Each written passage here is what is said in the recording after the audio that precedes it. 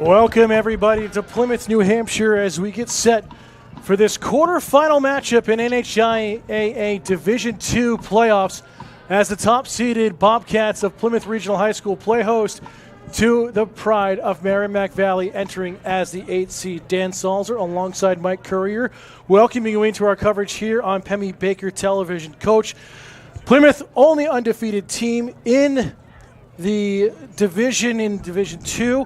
And looking at things, it was a tough second half of the season, especially defensively for the Bobcats. Yeah, absolutely. Secondary is relatively young.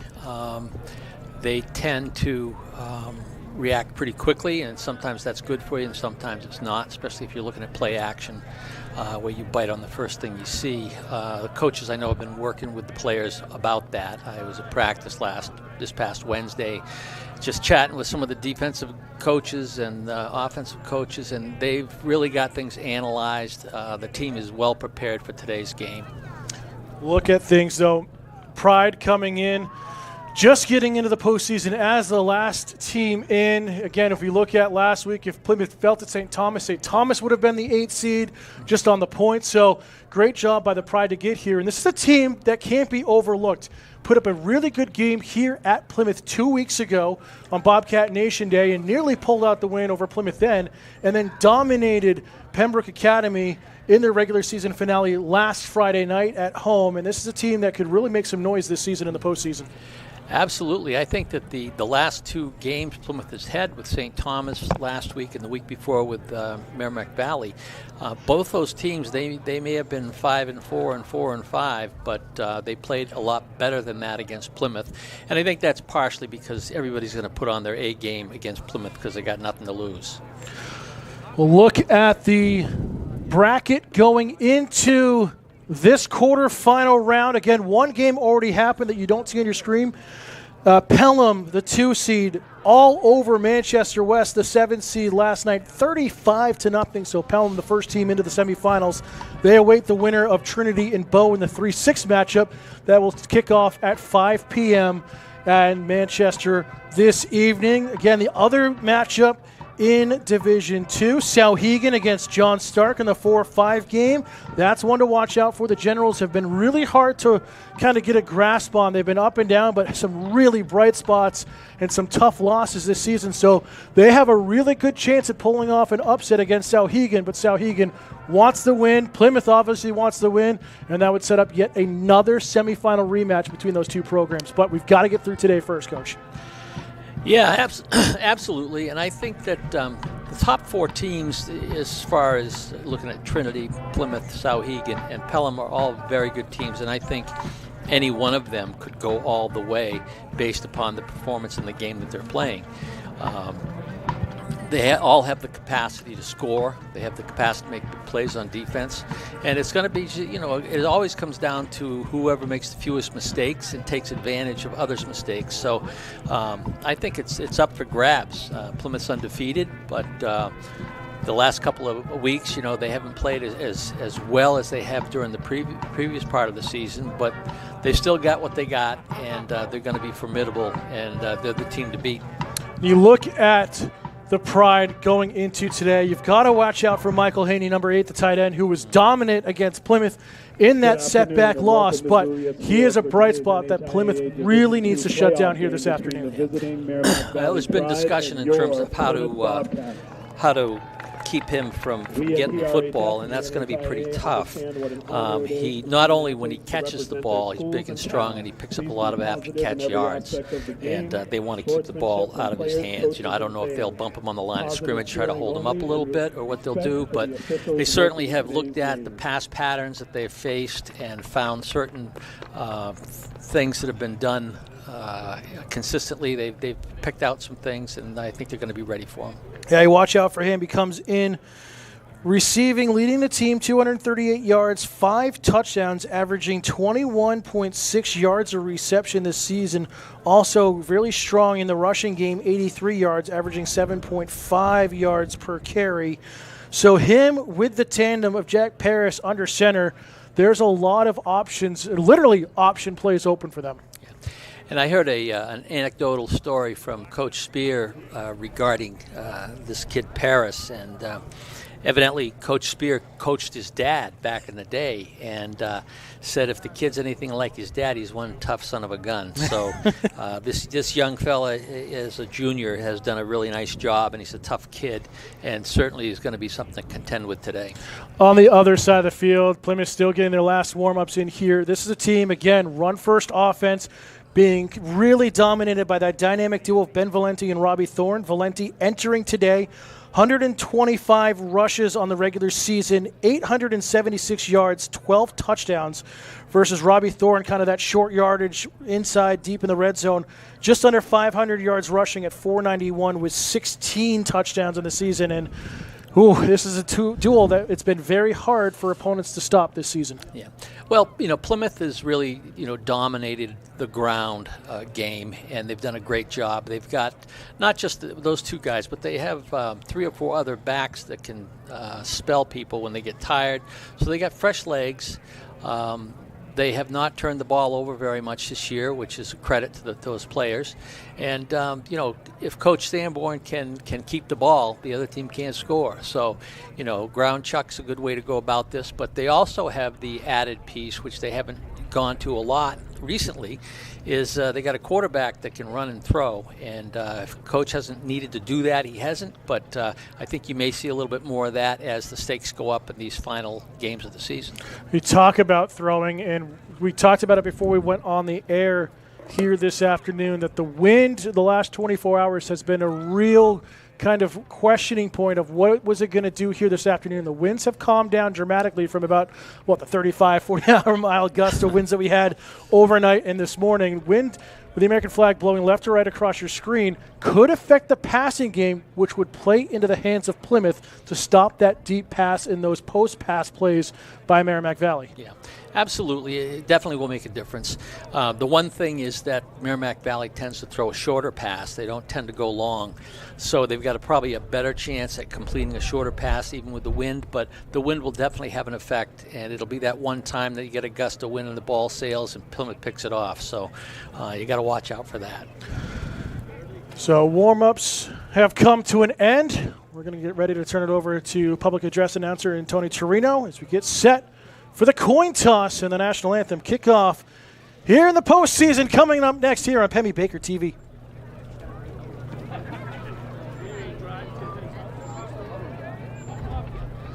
The officials for today's game: referee Dan O'Neill, umpire Dave Dixon, head line judge Coretta Lee, line judge John Baldessarian, back judge Josh Remy.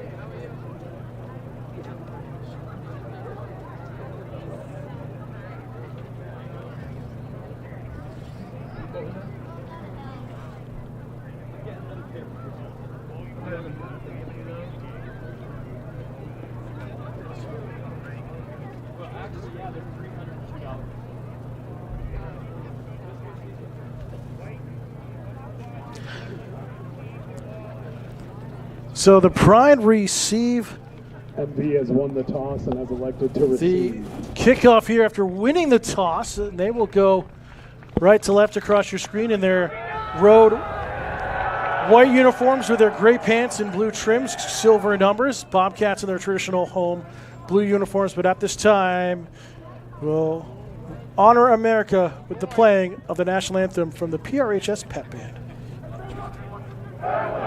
Ladies and gentlemen, please join us in a moment of silence for a longtime chain gang member and SAU 48 employee, Bruce Blackburn.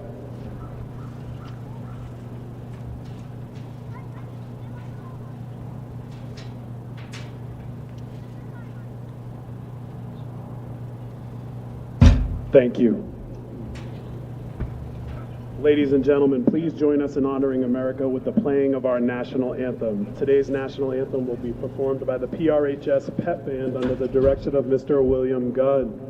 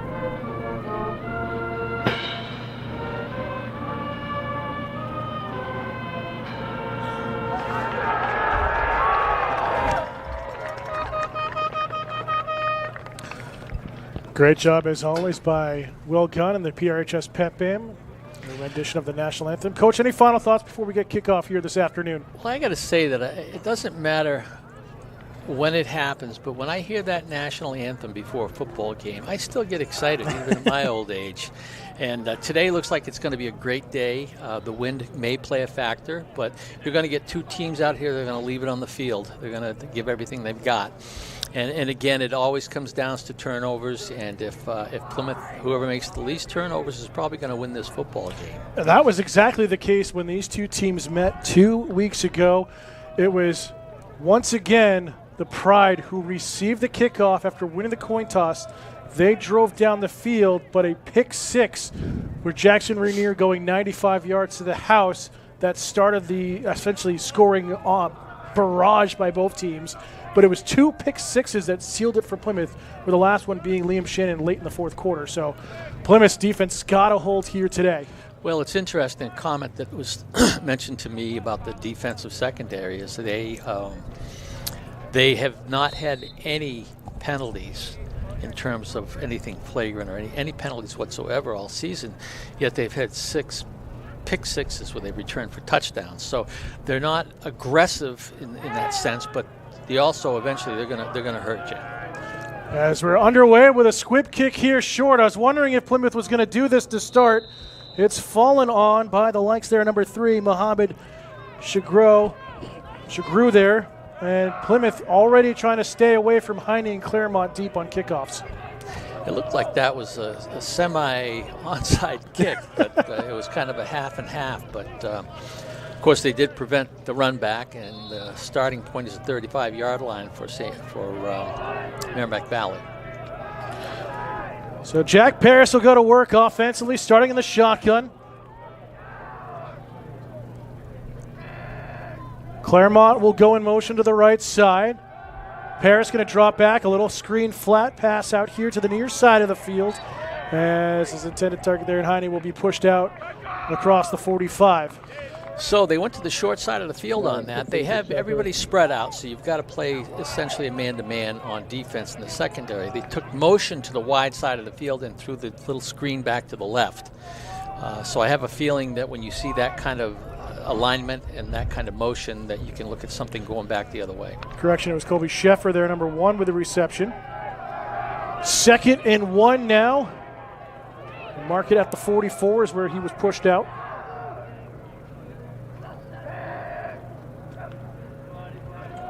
Handoff inside to Sheffer, and it's going to be just shy of the first down marker by about a half a yard. Mr. Nossman welcomed him at the line of scrimmage and did a nice job. And that's someone I wanted to bring up but forgot to in the pregame show is Nossman. We haven't called his name too much here in the second half of the season. Yeah, but I think the other thing, too, that happens is that when you have good linemen, defensive linemen, you tend to get double teamed. They tend to pay attention to you, so you may not get to the ball as often as you would normally. Power I formation, quarterback keeper, Paris. It's going to be close. We'll see what the mark is. He should have enough with forward progress. Oh, yeah, that's going to be enough right there. And it is a first down for Merrimack Valley. And they'll move the chains here and stop the clock momentarily. So good start so far for the Pride, although be it short yardage to start. Can we talk about Paris entering the postseason? 866 yards passing, averaging just under 100 yards per game, 9 touchdowns.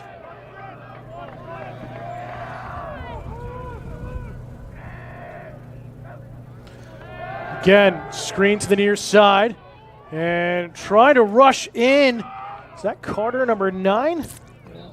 And we've got a flag on the play. It wouldn't surprise me if there was a hold somewhere there. But they went trips to the short side of the field and using 2 of the receivers to step up and the 1 receiver back to get the stand-up pass. Yeah, it was Carter with the reception, number 9. Again, the silver numbers from our vantage point here in the, I'll say our press box, but it's really the library here. Great vantage point, but it's a little hard to see sometimes with the sun. And it looks like it is going to go against MV. It is. Looking at the ball, yeah, it's a hold.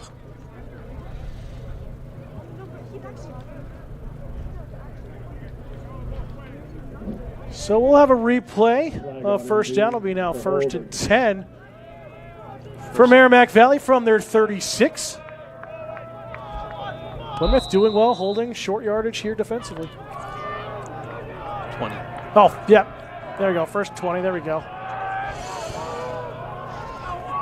See, numbers are hard. Paris play action. Going to roll out to the right, try to find his target, and it's too far out of the reach there.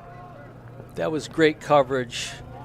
You had number 15 and number 28 for Plymouth were right with their people, and the unfortunate thing for the Merrimack team is they had both receivers like within 5 yards of each other, which makes it easier to cover. It was Taylor Rousseau and Logan Marsh. They did a great job on that.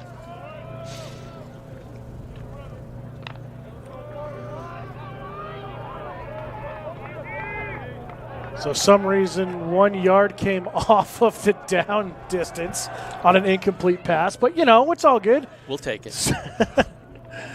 Handoff here as Claremont is going to be wrapped up in the backfield. And if we hadn't said enough about Nossaman, we've talked about him twice now. He came through the line of scrimmage and just gave him a big old hug and threw him down. So it was a great job by Mr. Nossaman. Yeah, it just looked like a missed protection here on the edge.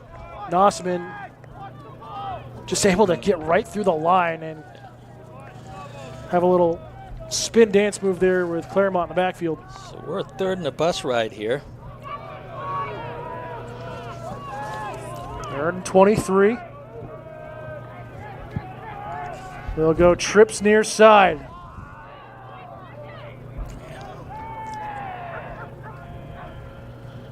Paris gonna go out. But a one-on-one coverage, Marsh is there. Is it caught? Incomplete is the signal from the official. Pride thought that Heine had it in the one-on-one coverage. That but was it falls incomplete. Absolutely great job by Marsh because he was on him, but he had to reach over him to knock that ball down. And it could have just as easily been a pass interference if he had done it too soon. So his timing was perfect, his coverage was great, and a superior play on that. So 4th down, and the punt unit on. And once again, a strong leg of Travis Garcia, who we were just praising his 40 to 50-yard field goal attempts in warm-ups before we went on the air. We saw it evident a couple of weeks ago here as well in the regular season. Good snap, high end over end, might have been partially tipped, and it's a friendly Bobcat bounce at the 45. I think he somewhat shanked that. You know, we watched him punt the ball 50 yards before the game as well, but he was inconsistent, and on that one, he hit it off the right side of his foot a little bit too much, and Plymouth's got great field position. So we'll see the Bobcat offense go to work for the first time today. 9:03 to go, first quarter, scoreless. Didn't expect we'd hear that after what we saw between these two teams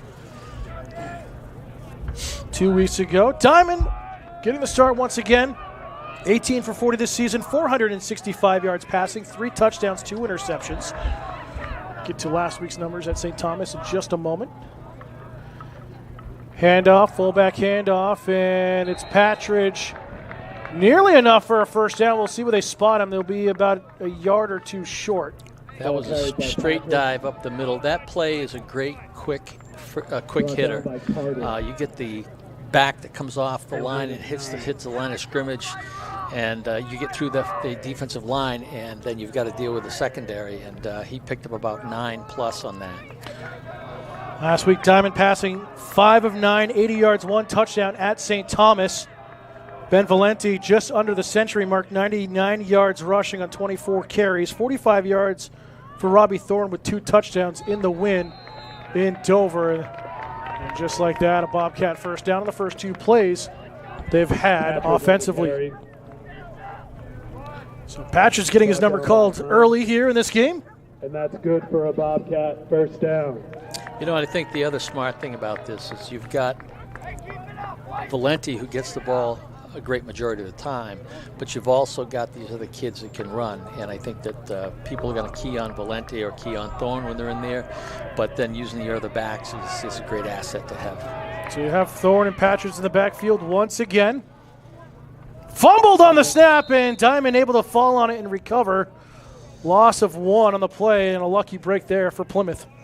Yeah, that's the stuff you can't afford to do. I'm not sure in the exchange. You couldn't really tell if the quarterback was pulling out a little too soon, but that happens a lot of times. If a quarterback doesn't ride the backside of the center to keep his hands under there, that will happen sometimes. You get a little too much separation.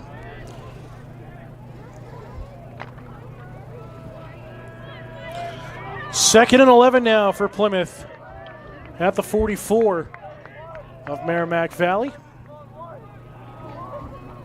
Pitch out here, Thorne gets wrapped up in the backfield, able to dive forward, but trying to see who that was. That was Heine who got in and had contact with him right away. Thorne on the carry. Great job by the Pride's defense. If you look at the defense, they have all but one player in the box within 5 yards of the line of scrimmage.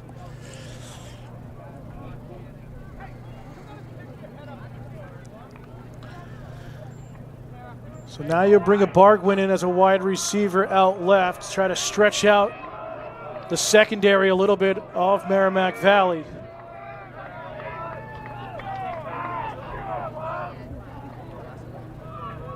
Play action, Diamond, good pocket protection, over the middle, has his receiver wide open, and it's Cooper Mack for a Bobcat touchdown. What a play, 44 yards to the house. Cooper Mack was 5 or 6 yards past the last defender for Merrimack Valley. It was a great play action on that. He had Barquin open to the left as well, but much shorter, and he was definitely looking for the long ball, which he got. Great pass pattern.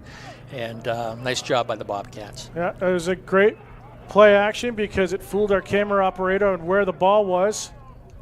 Not calling out Xander Shin at all on that one. But a good opening drive for Plymouth in their first possession as the extra point is up and good. And a 7-0 Bobcat lead here in the quarterfinals. The Legacy punched it through with lots of room to spare, and Plymouth did a great job on that, getting down the field. And I expect that being able to utilize our quarterback a little bit more, doing things like that, will make us very difficult to defend. I think the last part of the season, they didn't show a lot of that sort of stuff, which purposely, I'm sure, for Coach Sanborn, if he can win without showing all the stuff they got, that's good.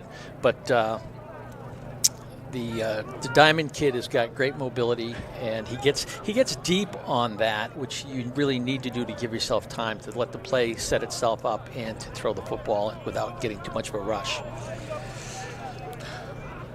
So the kicking team coming out again for the kickoff, and we'll see if Once again, Legacy will try to go short here. This time in that position is Chagall once again, number 3 on the near side at his own 33-yard line. See if Legacy targets him or goes somewhere else. 6:19 remaining. Again, another little chip shot. It's going to go a little bit deeper and caught by Carter, number 9. Has some running room on the near side as he's wrapped up across the 35. And it looked like it was Russo, number 25, in on the tackle. Carter on the It was a nice chip shot by the leg, and the return yardage, I think, was only maybe 6 or 7 yards, if that. So a smart move, and they're still back on their own 36-yard line. Well, so far, Plymouth's defense is really cleaned up after that opening possession from Merrimack Valley. We'll see what the Pride can do here. Well, thus far, they've really taken care of the coverage situation, and the defensive secondary for Plymouth has looked very, very good. Starting in the shotgun like they did to start the game. A little bobble pitch out option right side to Sheffer. And he'll slide back inside on the nice cut upfield.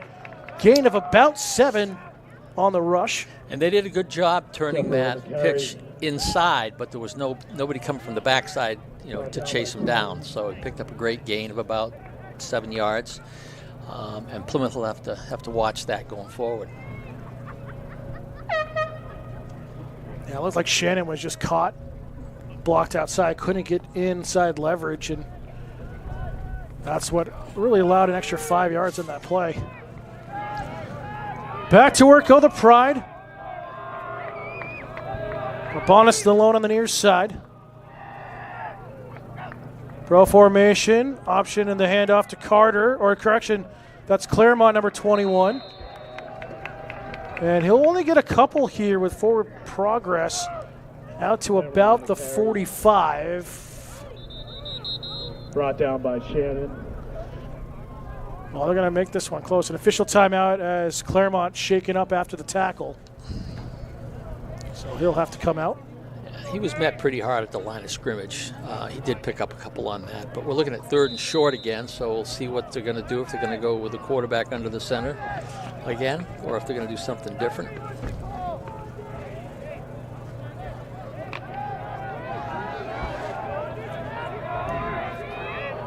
Well, they're going to go back to power I formation here. Offset left. Fullback handoff. Sheffer gets enough for the first down near midfield. Nice run on that. He took that ball and hit the line of scrimmage hard and easily picked up the first down. Brought down by Shannon. So they'll mark it right at midfield. 1st and 10, Merrimack Valley. 4:33 to go first quarter.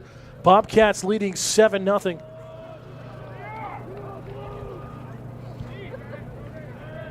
We haven't seen too much of those. We saw a couple in the opening drive, but those passes out in the flat. And not really using a pulling guard, but they've kind of pulled their center a lot more. They're in the likes of Travis Garcia, number 50.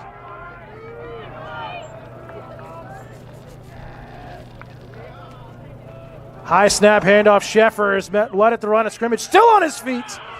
Out to the 45 as he got through the secondary. Liam Shannon and Eli Crane there for the tackle.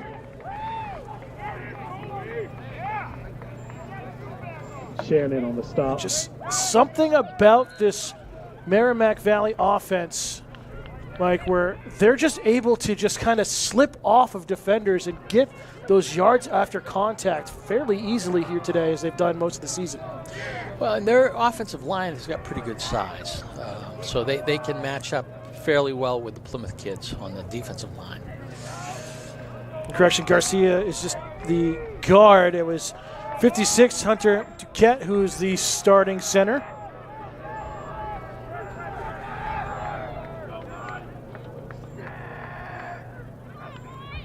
High snap, pitch out, a tough pitch out. Sheffer slipping off a couple of defenders, still getting some forward progress, and will gain about 3 after what could have been a loss of 2. Well, that was unfortunate. Liam Shannon overran that. He was in there. Shannon's got great speed, but he overran that tackle, unfortunately, because he would have had him probably 3 yards in the backfield. So 3rd and 2 now for Merrimack Valley, and a whistle here on the field as they'll reset the play clock. 2:40 remaining in the opening quarter. Not really a bunch play, but trips right.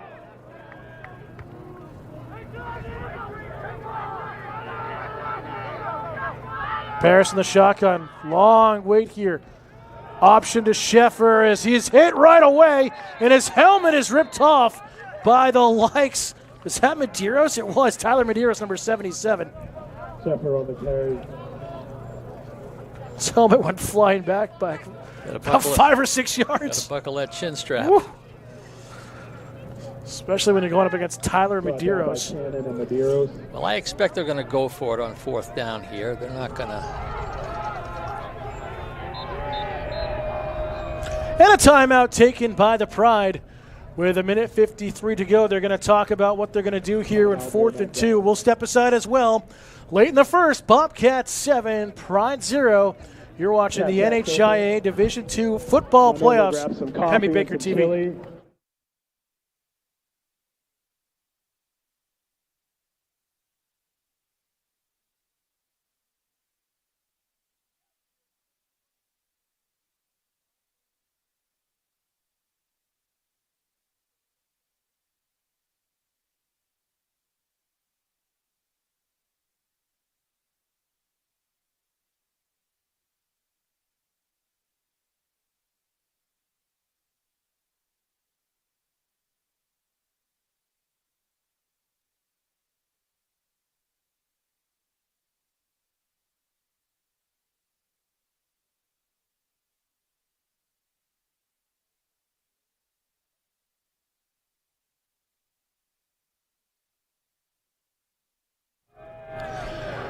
Back out of the first charge timeout to Merrimack Valley. They're going to go for it here on 4th and 2 at the 42 of the Bobcats.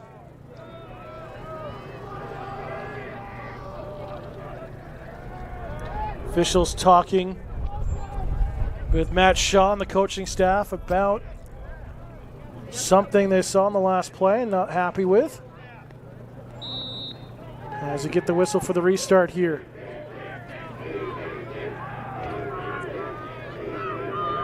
See if the Pride can convert. They were strong on 4th downs before. Handoff. Carter gets wrapped up, nowhere to go. Crane pulled him right back and prevented the first down. So Plymouth takes over on downs. Great play by the defense. I was a little surprised they went with that play since they had run it just before. I thought they might try to run possibly the option, and with a quarterback with a chance to either give to the fullback, take it himself, or pitch it out. But they went straight ahead into Plymouth's strength and didn't get it. So Bobcats have got the ball now with 1:47 in the first quarter, up 7-0. But we're starting to see Carter a lot more. Didn't really call his name last time these two teams faced off on our air. And you, just like Plymouth, not showing all your cards, trying to change up the look here in the postseason. But nevertheless, Plymouth with possession. Handoff and about a gain of 2 on the carry. Patridge on the carry. Tristan Patridge once again, number 24. Brought down by Sheffer. And you had 10 players from Merrimack Valley within 4 yards of the line of scrimmage on that. At some point that may come back to bite you, but we'll see until that happens. We saw that with Cooper Mack's touchdown.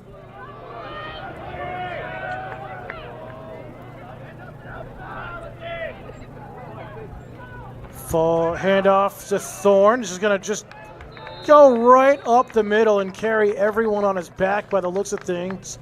Gain of 6. No change coming out of that Coke machine. Brought down by Wallace. I mean, you think about that, and you make a great point, whether you try to or not.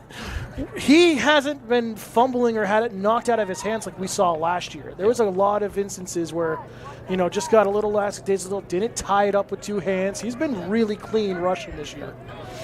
Well, you get a little more experience. You learn some things. You learn from some of your failures, and I think he has. He's done a good job with that, protecting the football. 3rd and short, Plymouth. Back to the Coke machine. Easy first down and more. Slips off of 2 defenders, and he's tackled at the 40. Garcia in late to help stop the momentum. Thorne on the carry. It's another Bobcat first down here in the closing moments of the first quarter. I can remember a funny story about Mr. Thorne when he was a sophomore. He was talking to Coach Sanborn, telling him how he had all kinds of moves and he could juke people. And Coach Sanborn looked at him and said, "No, run straight ahead." Use your size. Closing seconds. I don't know if Plymouth will get it off in time. They'll rush the line, but the clock will strike 0 as we end the first quarter of play. As the Bobcats lead 7-0. We'll be back in just a moment here on Pemmy Baker TV.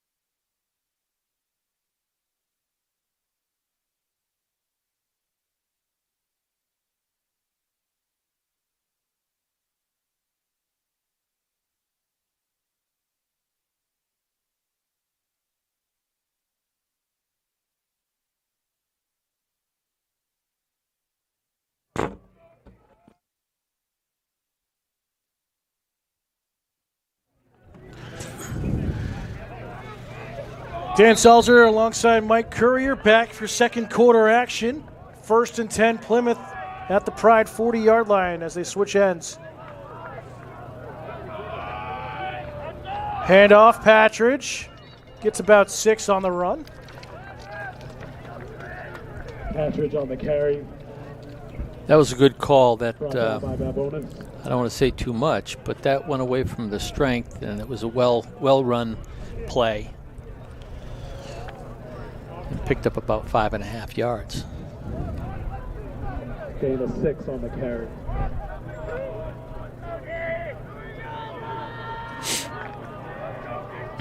So Cooper Mack back out there as a tight end.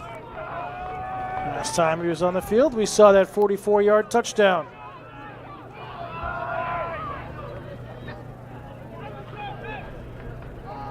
Handoff again, Plymouth, and a rush across the 30 for a first down. And good hands there by Patridge on back-to-back carries. This is exactly what Coach Sanborn will do, is he'll keep that ball in the Bobcat hands, grind out the time, go down, hopefully put 7 on the board, and now you've accomplished keeping the ball out of their hands, and you've just gone with your strength down the field. One of these days I'll have the technology to do time of possession because it's usually a lot for Plymouth. This time Thorne on the fullback carry gets up across the 25. Gain of about 5 on the play. Thorne with the carry. And then Thorne helps the tackler up. I don't know what I would do with a kid 6'2" or 3", 240 pounds coming at me as a person in the secondary, but it can't be pleasant. Well, probably my pants would not be gray. They would be a different shade of brown.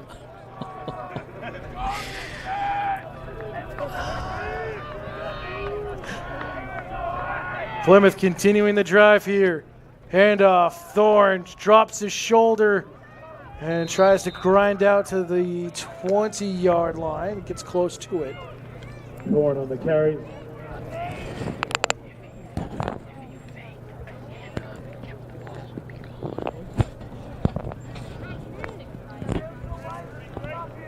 So it'll bring up 3rd and 2, just outside the 30, or the 20, I should say. Man, I can read numbers today, Coach. Long week of teaching. Your son will have to help you with your numbers. He will totally help me.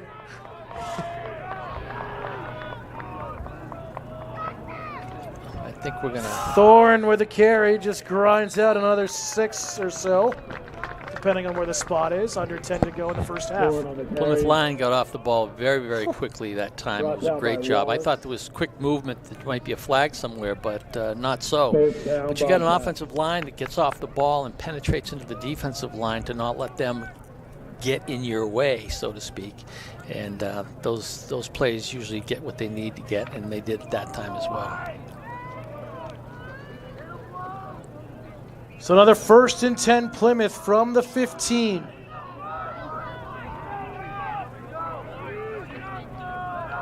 Robbie Thorne's number's called once again, and he gets pulled down by Heine.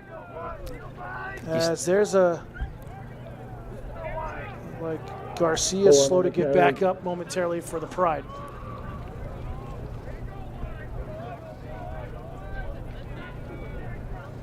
But, I mean, this is the true DNA of PRHS football.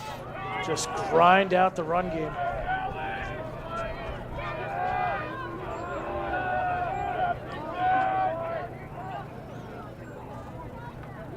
And off Patridge, bounces off Medeiros, who blocked his hole unintentionally, and he gets inside the 10. That's a wall you don't want to run to the backside of. Brought down by Monahan.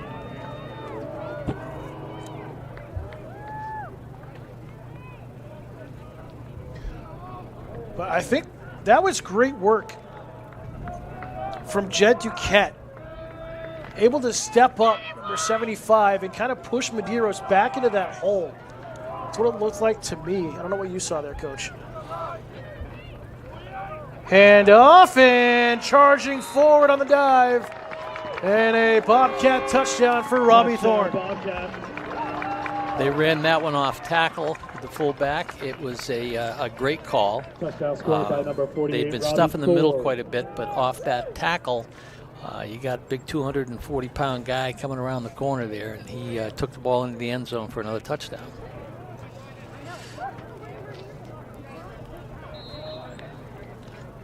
So Legacy now for the extra point attempt to extend the lead. High snap and the kick, little chip shot is good. And a 14-0 Bobcat lead, 7:31 to go in the second quarter.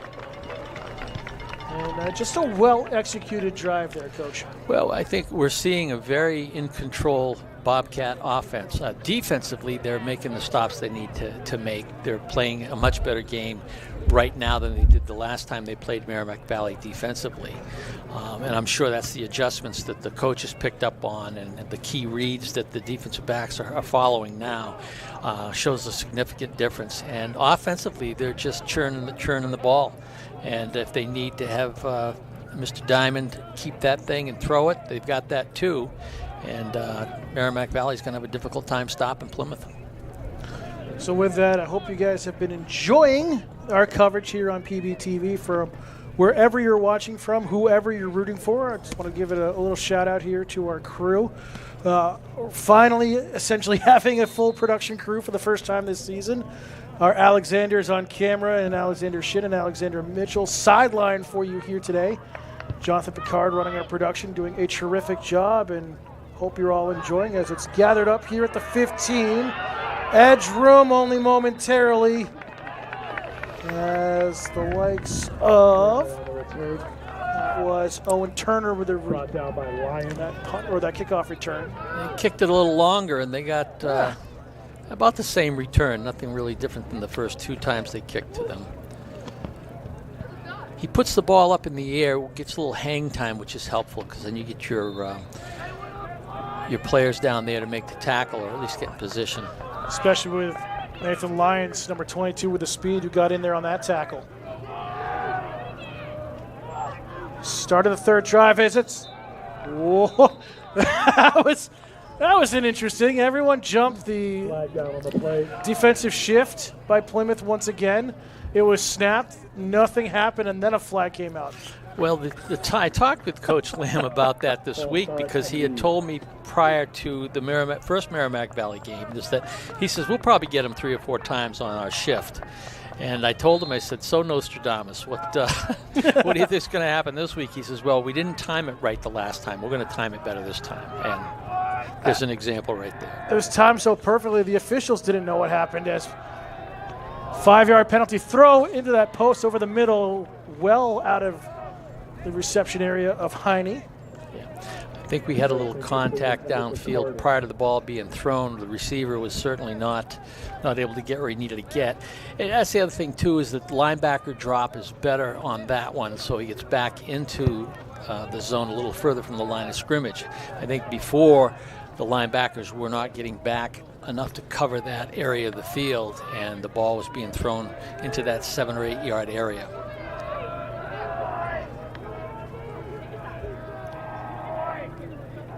Second and 15. Play action, but not a clean one. Throw out to the near side. You got a pick. And it's dropped. Coach had jinxed it as it was in and out of the hands of Taylor Russo. Oh, number Taylor, 28. beautiful.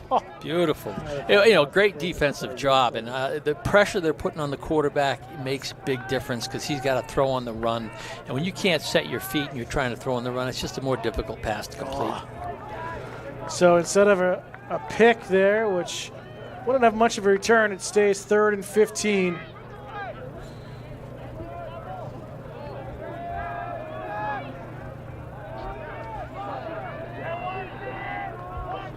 Four wide receivers split evenly.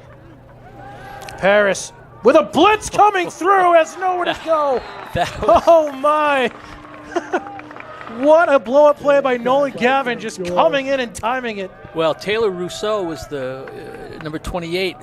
You could see him coming, and he got right through there, and he went by, but he forced the quarterback to get out of sync, and they made a great play on that. The defensive line got in there, and great play on 3rd down. All right, Russo and not Gavin. I had it as 26, and it was 28 going through the gap there. So great eyes, Coach. Even with binoculars, I can't see. Well, I got 4 of them. So. I've got 6, and I still can't do it. So 4th down and 23, and a beautiful punt that just got off, bobbled by Marsh. Loose ball able to fall forward at the 45. That's too bad because they had a return on the Plymouth side of the field that was all lined up. And if he hadn't bobbled that and dropped it, if he had caught that and just taken off, we very well could have seen a touchdown. 6:21 to go, second quarter, 14-0 lead for Plymouth here in their quarterfinals of the Division II playoffs here in the state of New Hampshire. Again, Plymouth the only undefeated team in Division II in the regular season this season.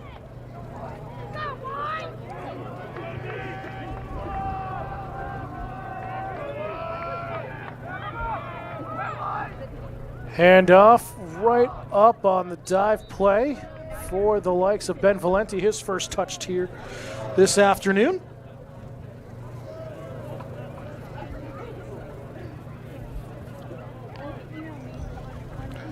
Great turnout, picturesque day here in November. It finally feels seasonal, Coach. I was worried we're going to have to get beach chairs out once again. Whistle as an injured player will sub out. That's Jet Duquette, one of the guards for. Could have been an apparel malfunction too. I'm not sure. Either way, chin strap or something. But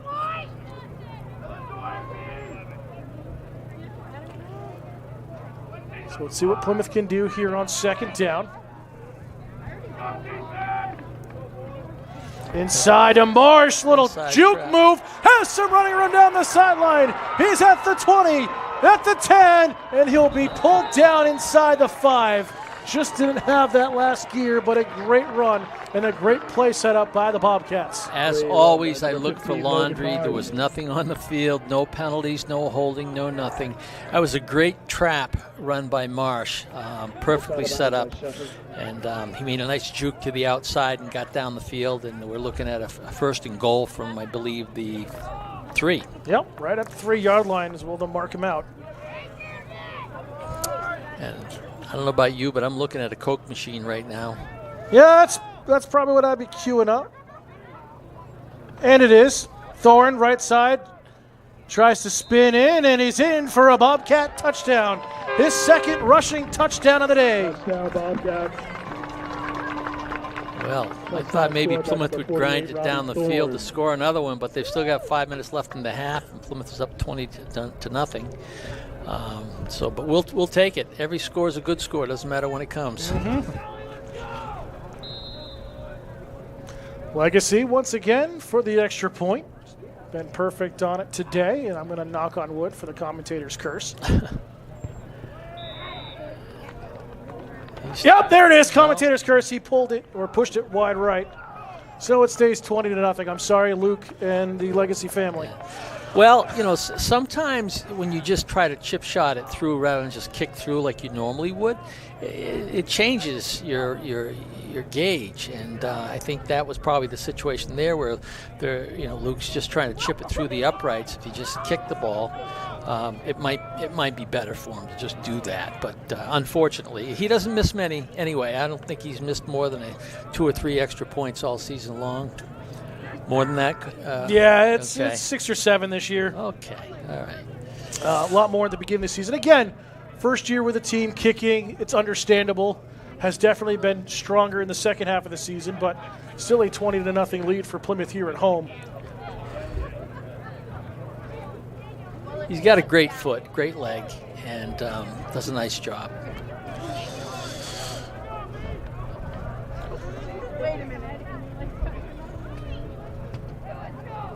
I mean, it's unfortunate with just the moisture that we saw at St. Thomas last week and the unbelievable heads-up coaching that we saw at the end of the first half. As Legacy kicks this one off deep, it's going to be gathered once again by Turner. Turner across the 20 and slips shy of the 25.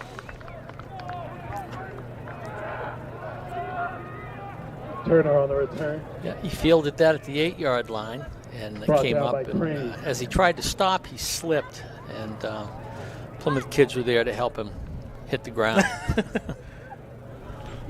Oh, maybe not. Actually, looking at the replay on our screen, he didn't really slip. More of Eli Crane coming in off that far side and just made him stop on a dime and just kind of folded him backwards. Well done, Eli Crane.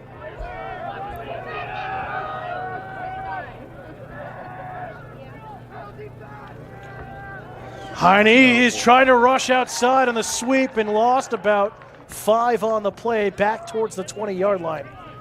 Nobody was fooled by that play. Backfield by St. George. St. George with a great tackle on that, came across the line of scrimmage.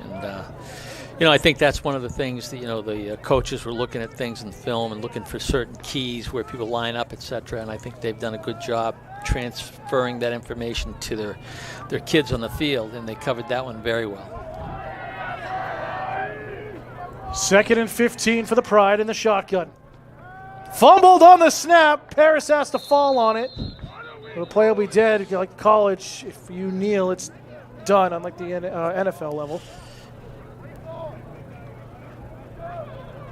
So another loss of 3. It'll be 3rd and 18. So again, you look at the mistakes, you look at the fumbles, snaps, that sort of stuff, and it's going to kill you. It takes you right out of the game. So we'll go trips near side.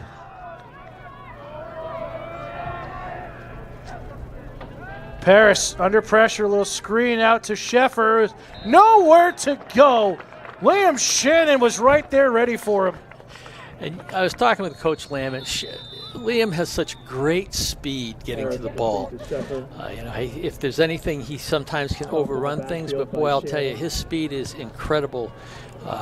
Getting to the ball, have a good nose for the ball. He's done a great job all season long, and just another example right there of how quick he is in covering the stuff from sideline to sideline. As Plymouth calls a timeout to stop the clock with 3:29 to go here in the first half, with 4th down coming up, 4th and 20.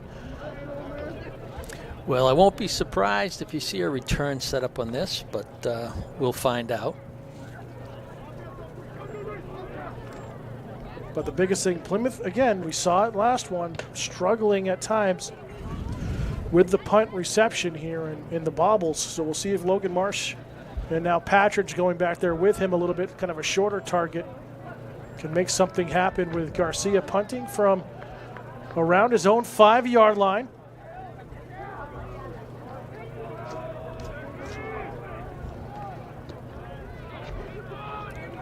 A lot of confusion. Looks like they're short a player. Yeah.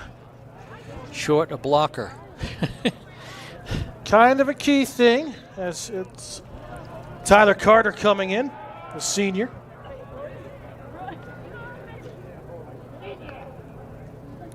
Low snap. Oh, good. Beautiful punt from Garcia. That got over Marsh's head by about 20 yards. Marsh from his own 20, trying to dance away, and gets absolutely tossed down. Well, I have it as a number 2. We don't have a 2 on our roster. But Marsh on the return. What a leg. Wow. He got the turnover on that. He got the height, he got the distance, the turnover took him back. The ball was fielded, I think it was the 20-yard line. So I don't know if that's a 60-yard punt. Yeah. 50, yeah, 50, 60, 65. Doing math quickly from trying to remember where the spot was. And that baby was there in the air. It did get about a good 10-yard roll, but still, that was a great punt. So Plymouth from their own 21, Diamond trying to throw a screen out, finds Patridge and will gain about 4, but that could have been disastrous. Well, and you had, I think, a little mistake. I see there was a Plymouth lineman that took off downfield a little bit too quick.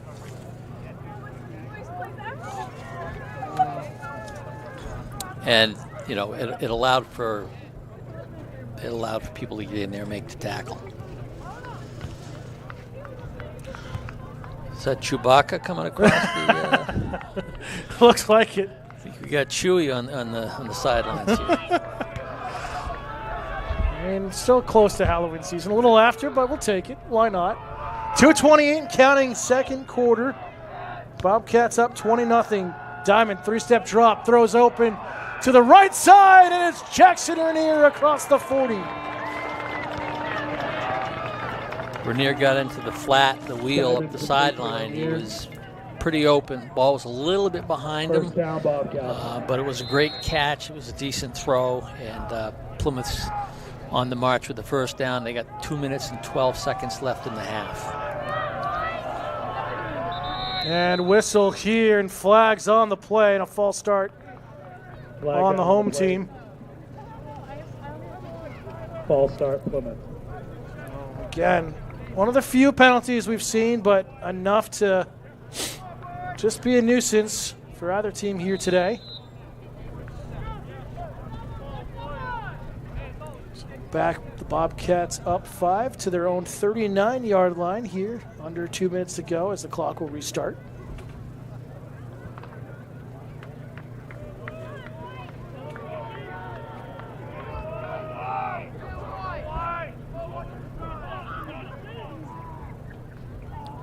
Diamond to under center. Will roll out to his left, looking for a short pass out, and it's Jackson Rainier on back-to-back throws at midfield. Gain of about 9. We'll see where they mark it. It's going to be just shy of midfield, and a timeout on the field. And Diamond starting to show off his arm a little bit more now here, Coach. Well, it was a nice catch by Rainier. Fortunately, he can catch everything but a cold, and that's good for the team. But Jackson Rainier has just time and time again shown that you get into the ball near him anywhere, he's going to catch it or intercept it. He had a 95-yard pick that went for a touchdown a couple weeks ago, but Jackson just can catch the football, and he's playing with a little difficulty with his. He had played a game with a broken wrist or a small fracture or whatever, and he's still playing. I wouldn't say it's deterred him at all because it hasn't really affected him on the field. Yeah. He's still catching everything, blocking downfield, intercepting, tackling. He's a fearless warrior. Plymouth did call their second charge timeout. They'll have one remaining. Clock will stop at 1:29. Well, they may end up putting two plays together to make things run a little quicker and do a hurry-up offense. This is good practice as well for that. And now we have an official timeout. What are we going to talk about here?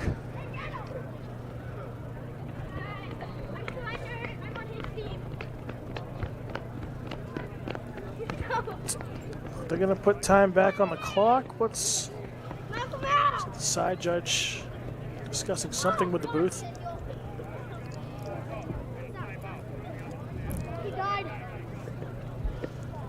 Also, make it 3rd down and 5. Yeah, no. Yeah. There was a penalty, so it was a replay of 1st down. Then we just had the 10-yard pass out to Jackson Rainier, so it should be 2nd and 5. And the officials' timeout out of the Bobcats' timeout was saying, no, it's 3rd down, and Coach Sanborn is losing his mind on the sideline, rightfully so. I was really confused. Well, Coach Sanborn is not one when it comes to the rules that gets confused. No. He knows what he's talking about, and I'm sure that he is 100% right on this one.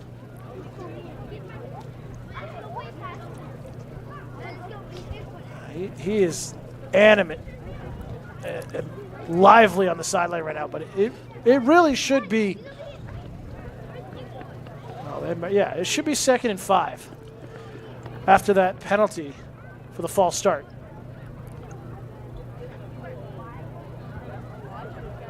Are we going to fix this? The young yes, lady, it's 2nd down. The young lady official brought reason to the field. I got to be careful. I don't want to be like my buddy Tom Brady and say anything about the officials. I think the officials, my hat's off to them. They've got a very difficult job with the lack of numbers and the amount of work that they have to do. Handoff, Marsh inside. Gets enough for a Bobcat 1st down. Inside trap, they've run that well. And you're right. New Hampshire is in dire need across all sports for officials. And you got Plymouth with a hurry-up offense where they're going to call a couple plays. 1:15 to go. Diamond, handoff here. Rainier, or correction, Patridge doesn't have much, maybe a yard or two. It's timeout on the field, and the Bobcats will burn their 3rd and final timeout. But an exciting first half. I mean, it might be dull because it's been a lot of run game, but Plymouth is kind of really changing their defensive looks and fixing some issues that we've seen building over the last couple of weeks. They've done a good job making those adjustments with this Merrimack Valley team, and I got to hand it to Merrimack Valley. They've had a good season. Terrific I think they're better than a 5-4 team. They've got some real talent out there. They got some tough kids. I'm really impressed with them. I had a little bit of trepidation for the game today, but Plymouth has made the adjustments they need to make, and they've done a great job with it. But Merrimack Valley's got a good football team. They've had a good season, and it's not over yet. 7 on the clock. Here in the 2nd quarter, Bobcats up 20-0. Trying to add to their lead here before the locker room break. Bargwin, the lone on the right side.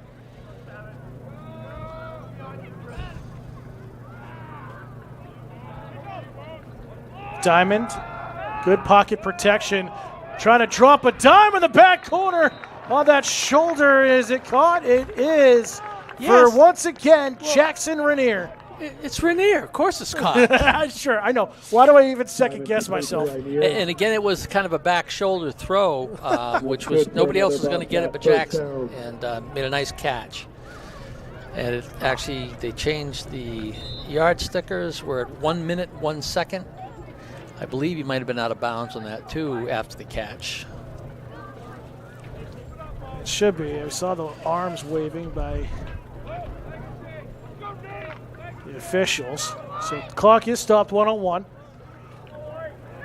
They'll flip the formation to the near side, being lined up on the right hash. And again, Robbie Thorne going to take a few guys on his back and tackle to cross the 20-yard line. Looks like Sheffer in on the tackle with a couple of others. Gain of about 6 or 7.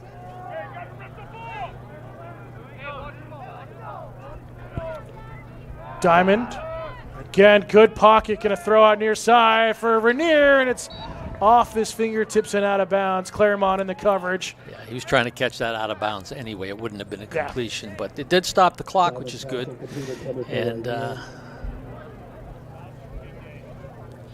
don't know, I like the quarterback having the option to run or throw, but we'll see what happens. Plymouth is certainly in the driver's seat. 33 seconds to go. They're up 20-0 in the half.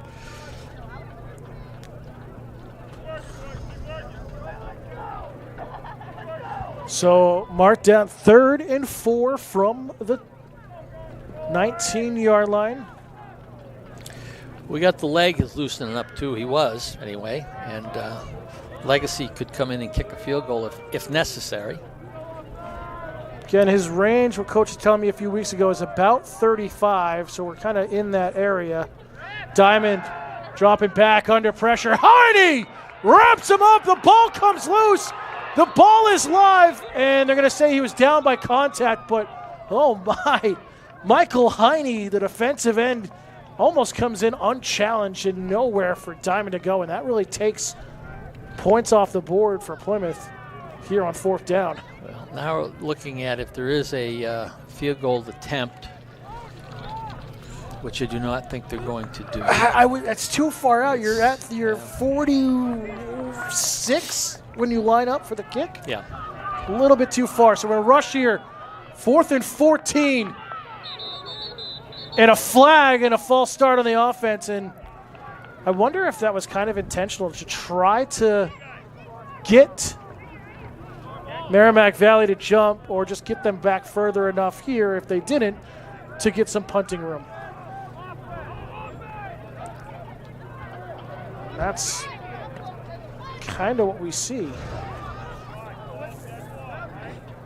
A lot of personnel changes coming in here. I think we're looking at a turnover on downs. But there was a flag by the near side judge.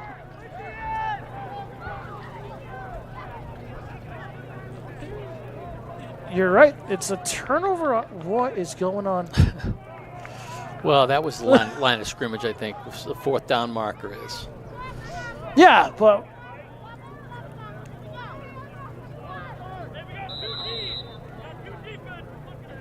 okay, so it's a turn. We got two. I don't know if you heard that on the headset. We got two defenses looking at each other, is what one of the coaches said. Don't know who said it.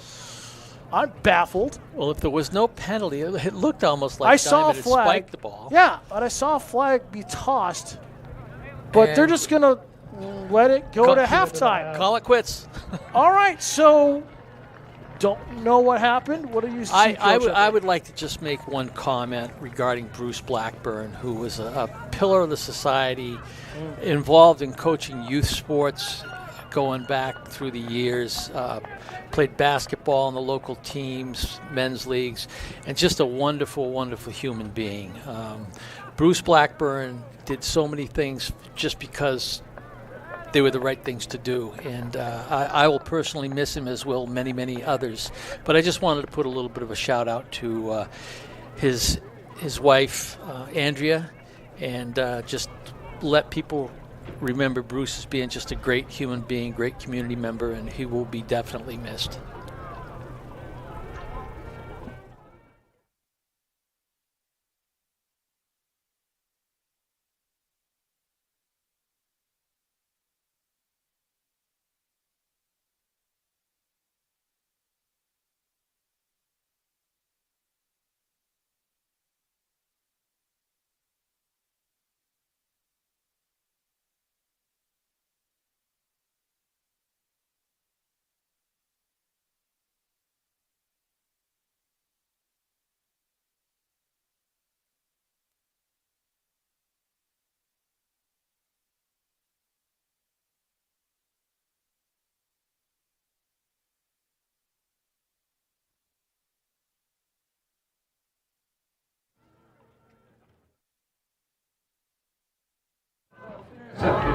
Mitch, you want to come up here for halftime?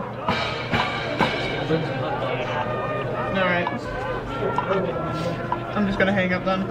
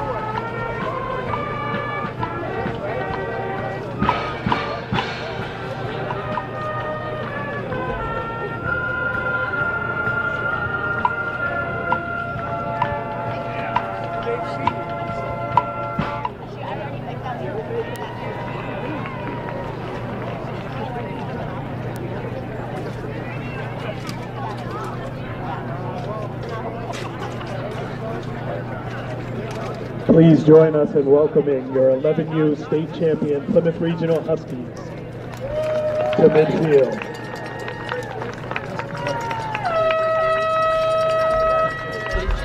Let's hear it for them on the hill. They defeated the Manchester South Sabres 28-20 to win the title. They will be playing the Hyde Park Cowboys on November 17th. And that'll be for a trip to the regional final. Let's go Huskies. Let's hear it for these future Bobcats. Get loud on the hill.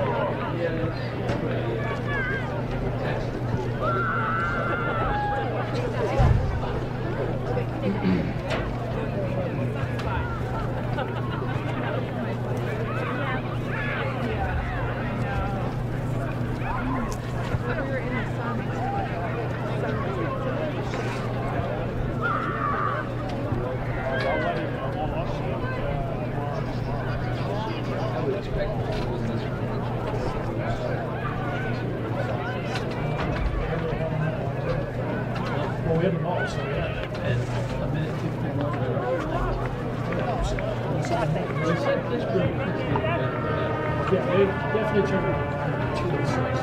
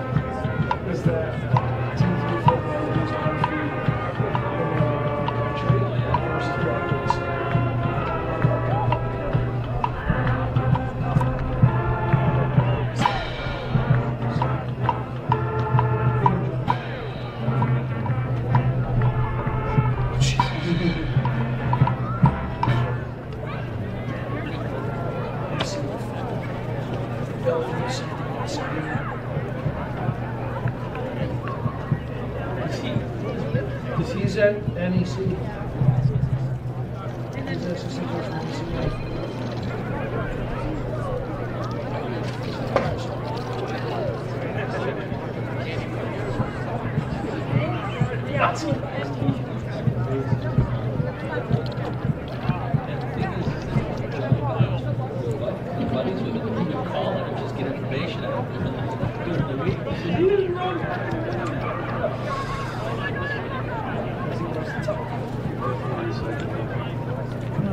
set to 3 minutes. So.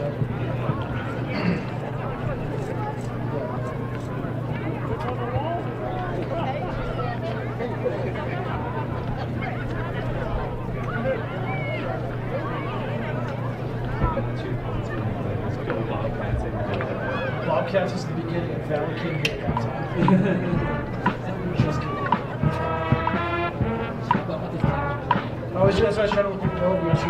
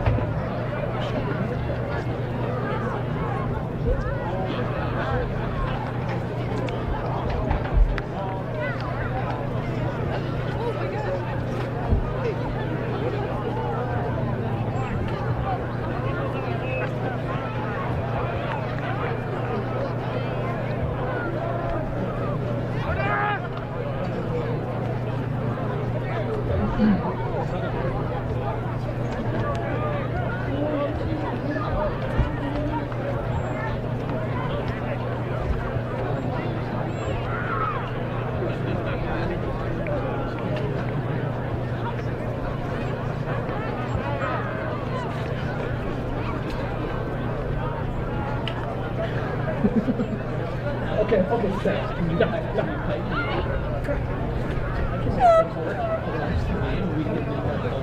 I mean, we might be able to take it, but we'll make it.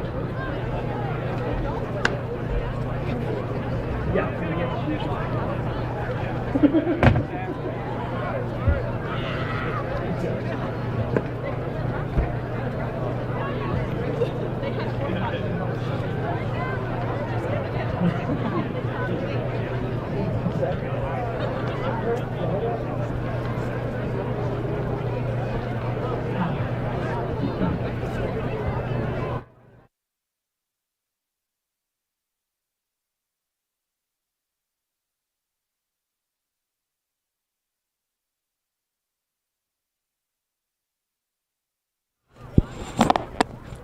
Welcome back, fans, here to Plymouth Regional High School in George C. Zulius Field.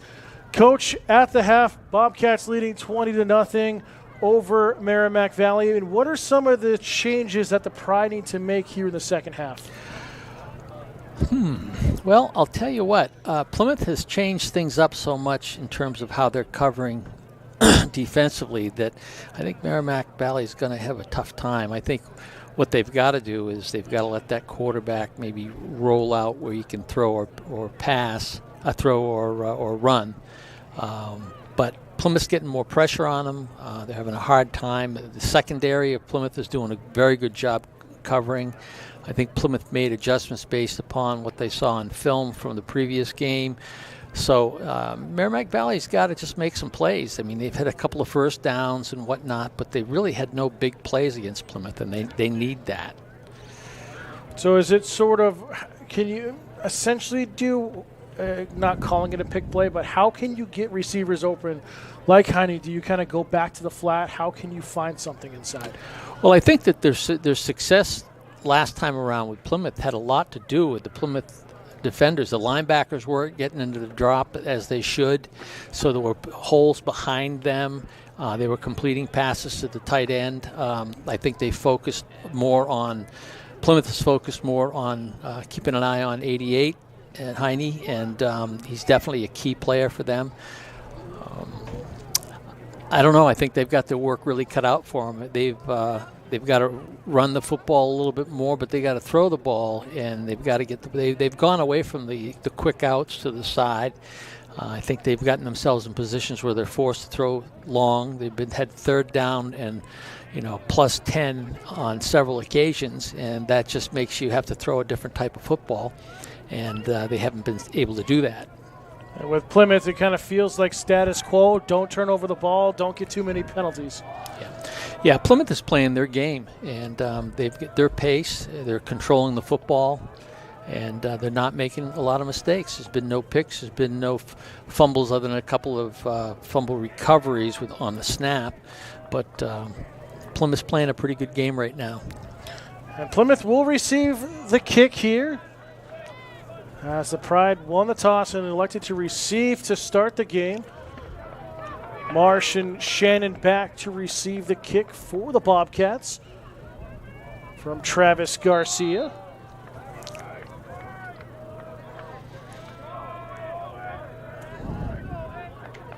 And that's another great kick, end over end by Garcia. Over to Shannon at the 13.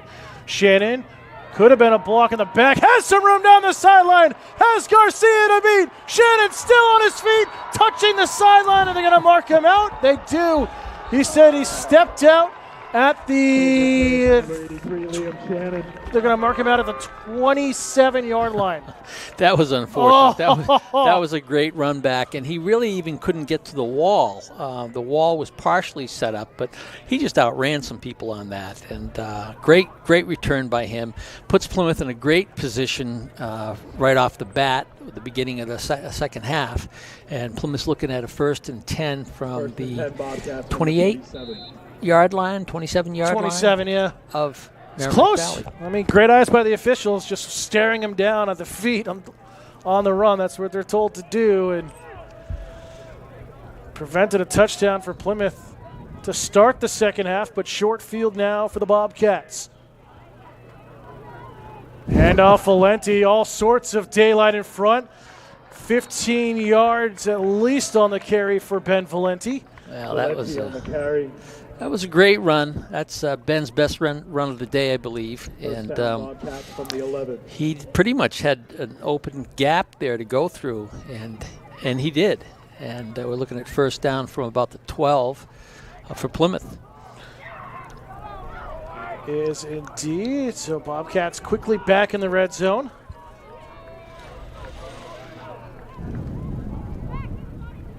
Handoff Valenti gets chopped down at the line of scrimmage. Great penetration coming in from the Pride. And Sheffer, number 1. Brought down by Hines. Heine and Sheffer on the tackle.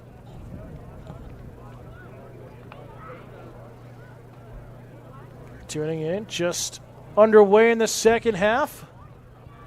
Plymouth controlling in the opening quarters. A completely different game that we saw between these two schools 2 weeks ago here in Plymouth. Diamond going to roll out, has some room, going to take off and run, diving for the pylon, and he's in for a Bobcat touchdown. I hate to see this, but I saw that on the last play, and I said, man, if he just rolled out and kept that ball at 6 points, and voila. If I had called it, I would have looked like Nostradamus or whatever. But that was a great call, great play, and that's the kind of thing that Luke Diamond brings to this team. He's got the ability to run or throw, and he handles the ball well. So that was a great play and a good call by Coach Sanborn. And would you say it's also because, that opened up as here's the extra point attempt from Luke Diamond that is good to extend the lead to 27-0. It seems as though he was kind of still keeping his arm kind of cocked back there for the throw that kept the defenders back a little bit. Yeah, and I mean that's pretty common because defenders don't really know what to do when they're one-on-one with a quarterback coming around. This guy, is he going to throw on me? Because he has a receiver out there as well. And that's the ideal situation is you've got really nobody covering the quarterback. He makes his fake, comes around bootlegs, and it's just him and one defender and one receiver for the most part. And with their, and Merrimack Valley's got 10 guys in the box, so you can't cover that kind of play with that kind of a defensive setup. So Plymouth strikes early here in the second half.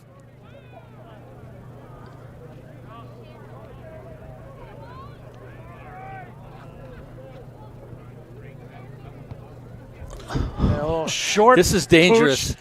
And Heine comes charging up from the 35. That is dangerous because if that ball had hit and come back towards Plymouth, I think they would have had the ball. But Heine did make a smart move. You got to come up and be aggressive and just get that ball and get on it. And he did just that. So it was a great play on his part. Well, that could have been scary. But nevertheless, good field position for the Pride at their own 39-yard line, trying to get something going here. 10:30 remaining third quarter. Bobcats leading 27-0 here in this quarterfinal matchup.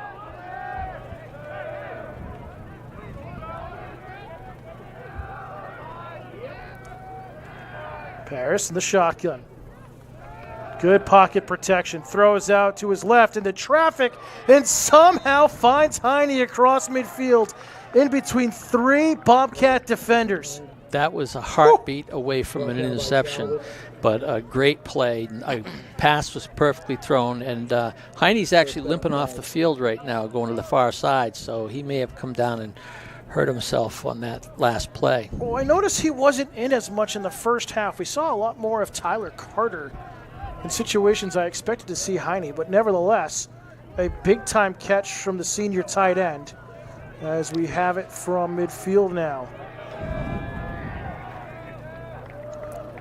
Good snap. Paris, pocket collapsing and nearly intercepted by Crane, diving for it. Yeah, he threw that behind his receiver a little bit, but he's getting pressured more as well, so he's got to get rid of the ball quicker. When they played a couple of weeks ago here, he had all kinds of time to set up, throw, let plays develop, and hit the open guy in the flat or across the middle. He's not getting that kind of time today. And you've got a secondary that are reading their keys and they're staying where they need to stay, so that's making a big difference and making it more difficult for Merrimack Valley and the young quarterback. Now Lauren, the intended target on that throw, as they go back, trips near side here. Kind of that bunch formation. Good snap again. Pocket collapsing over the middle on the seam and out of reach of Claremont. Paris incomplete, intended for Claremont. Well, Nate Lyons did a good job, too, of turning the receiver inside. That ball was thrown outside, and so Nate did a nice play on that to give himself good position and take the other kid out of the play. It's your vision that you catch these little things that I can't see. I'm 71. I've had a lot of practice. I've got four good eyes on, too. I love it. 3rd and 10 from midfield for Merrimack Valley. Paris under pressure gets absolutely hammered. And it looks like Plymouth will recover. Eli Crane got tangled up as well as he collided with a teammate. That was my goodness. Taylor Rousseau came through like a bullet and stuck him. It was a great defensive play. Coach Lamb has got a little more activity going on there with his linebackers and his corners, which is applying more pressure to Merrimack Valley. They're not having the time. And if you haven't got time to throw, you're in trouble. So Plymouth with possession now at the Pride 39-yard line after the fumble recovery. And hopefully Paris is going to be okay because he took an absolute shot there from Russo. You're right.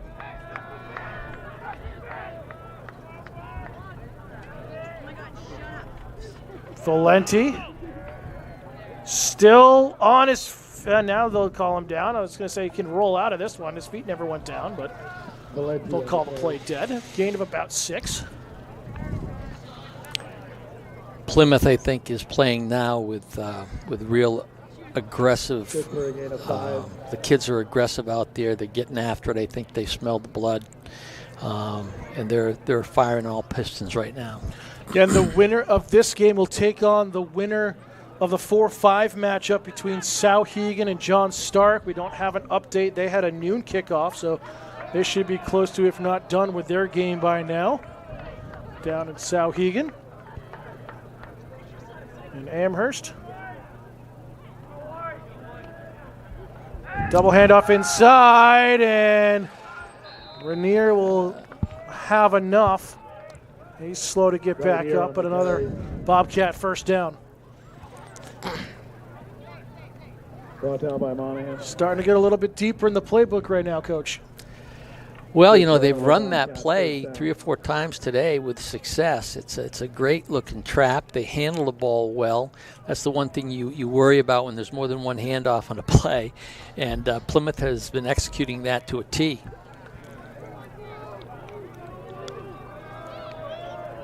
First down, Bobcats.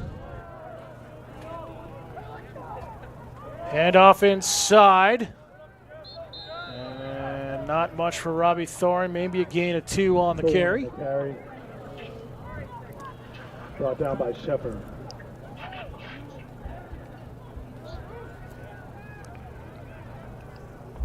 Shout out to the Merrimack Valley fans making the trip up 93. A good representation of their fan base behind their bench on the far side of your field.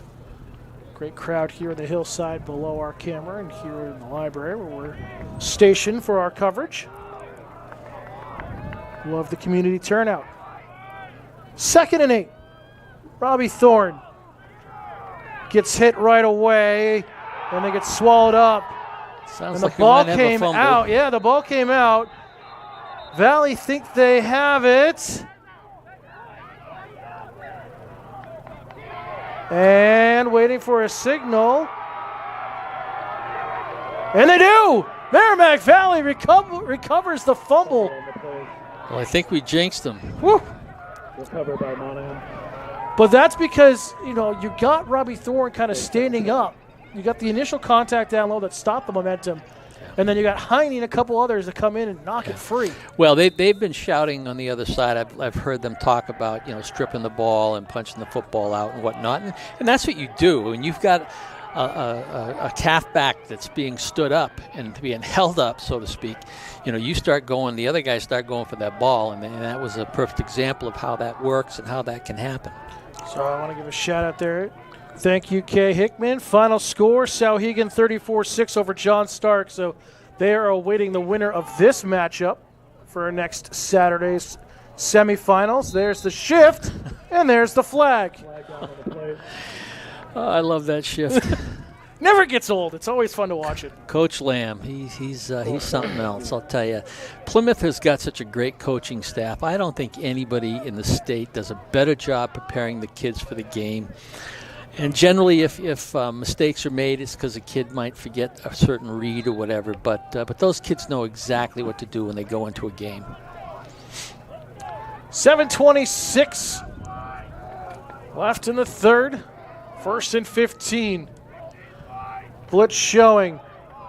Claremont gets hit in the backfield and has nowhere to go. And it's Tyler Medeiros, number 77, making the tackle. It kind of reminded me of the time Mickey Mouse got swallowed by the whale over there. It was traumatic. Nothing that Mickey Mouse is doing wrong, but it was a traumatic event for me at a young age, but that's kind of what looked like happened just now. We all got to work things at our own time.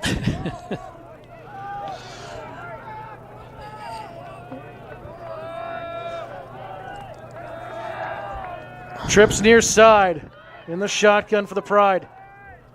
Paris under pressure. Russo charging in. Runs right into the hands of Emmett Nossaman. Nothing that Paris could do but recover a couple of yards there on the play. Play by number 54, Emmett Nossaman.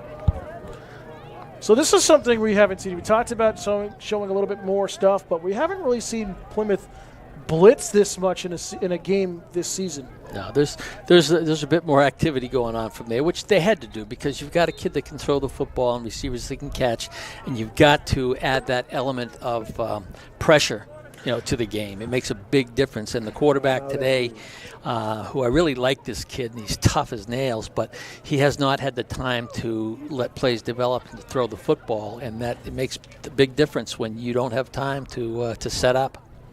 Time on the field. We'll step aside for a quick break. 6:13 to go, third quarter. Bobcats controlling 27-0.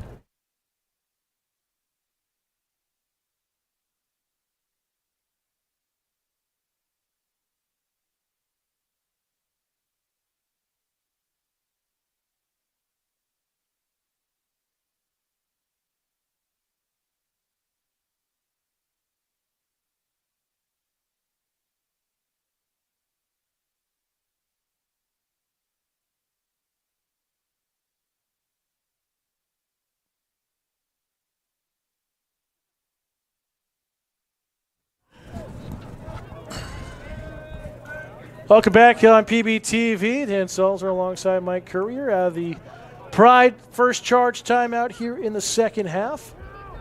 And they find themselves in a 3rd and long situation at their own 20, or actually at their own 19.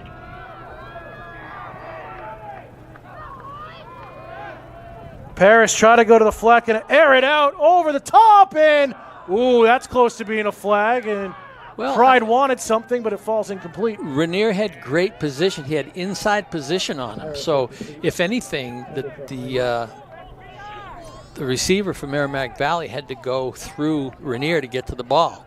So it was a great defensive play, great positioning by Rainier, and a nice job by the secondary. I also think it helped if we have a tape delayed feed coming through for our replay, so we're kind of watching it live online, albeit a little bit delayed. So great job by Robbie Thorne to get in that passing window and make, Paris not able to kind of step through it as well and get as much on it as it forces the punt. And it's blocked! Tipped at the line. It's going to drop at the 30. Friendly Pride bounce, but pressure getting in on Garcia, and the Bobcats will have good field position. I could see that coming because they have applied more and more pressure on the punts each time Merrimack Valley was punting. And 2 times ago, they had people in and around there. And then obviously this one you saw where you got a hand on it. So kudos to the special teams, and the punt team in particular has done a great job today. First down, Bobcats from the 41. So Plymouth will take over in Pride territory. Just under 6 minutes to go. So you see Logan Marsh coming into the game for Tristan Patridge.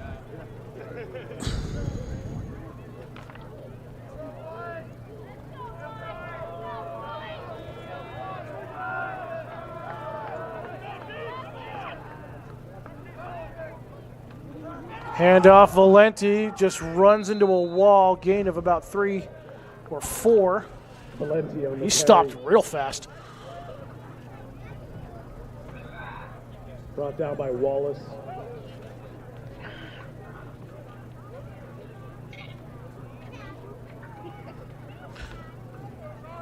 Number 8, Nate Wallace there is a linebacker, credited for the tackle.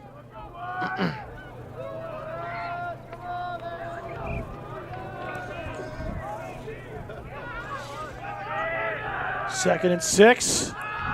Again, Marsh on the sweep. Gets enough for a first down and a little bit more inside the 30. Marsh on the carry. Don't know if I should say anything, but that was the first time we've seen the speed sweep run like that. And because they haven't used it all day, it made it work, I think. Yeah, it's something that's been heavily utilized in the offense in the past, but finding the right time to use it here. Well, Coach Sanborn's got up a large number of plays that he can run off the various formations. Handoff inside, Valenti across the 25, a gain of about 5 on the carry. Approaching 5 minutes to go here in the 3rd. Brought down by Hines.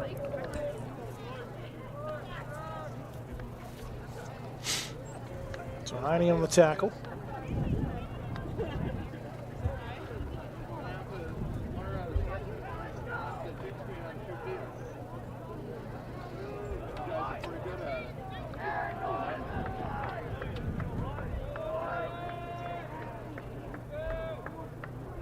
Get inside, Valenti quickly into the secondary, and enough for another Bobcat first down across the 15.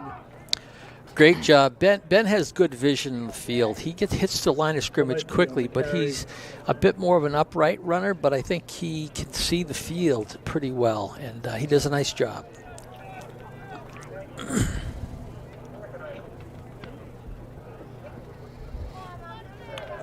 So, 1st and 10 from the 14. Bobcats continuing to work down the field here. Handoff, and great job slipping through is the likes of Nate Wallace, number 8. Brought down by Wallace. Great job defensively by Merrimack Valley.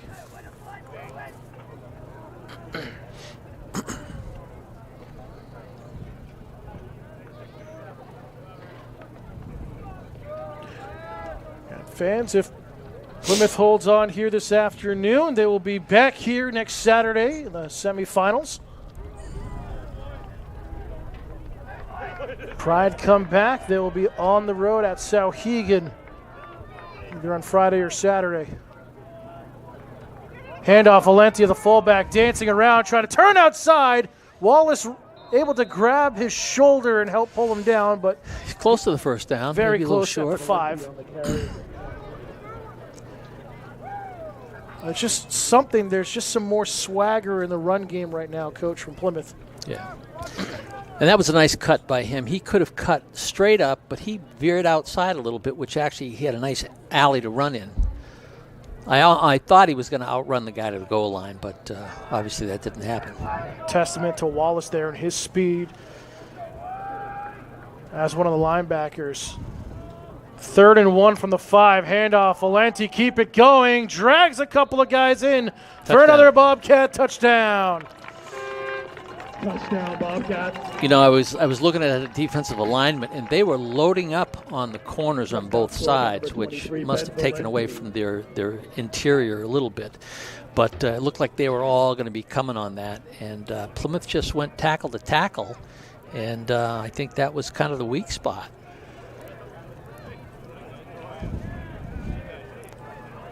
So,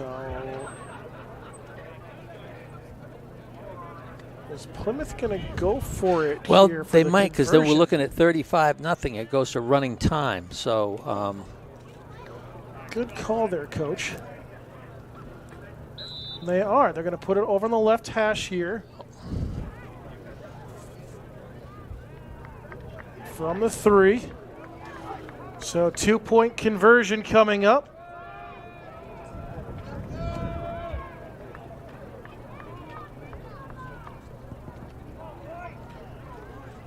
and there Diamond he goes. rolls There he out goes. and nearly had it picked off, but Liam Shannon for the 2-point conversion is good. And he had a guy in the flat that was so open. He was depressed from being all by himself, but you know it looked like he was looking for Liam, which was fine. It worked out well, but that was a close call to being knocked down. And it was Jackson Rainier right there at the goal line who just out route towards the pylon, was wide open. But hey, it worked out nevertheless. 35-0. No need to second guess when you're successful. You know it worked out fine, which goes to show they had 2 guys that were open actually over there. And I love having Diamond out there as an option to tuck it and go if you need to. So I think going forward, teams are going to have a tough time defending that in the semifinals, and if Plymouth wins there in the championship. But that's a whole other thing that people haven't seen a lot of this year. Again, championship site still to be determined. Keep an eye at NHIAA.org as a nice end-over-end kick will be gathered up just shy of the 15. Claremont trying to scamper away from some tackles and will be brought down at the 25. Mr. Crane had an arm around him at one time, but he broke through that. But good coverage by the Bobcats. That first guy down there slows things down and allows other people to catch up with the guy. So Russo and Crane in there on the tackle. So running time now with 2 minutes to go, 3rd quarter. 1st and 10 from the 25 for Merrimack Valley.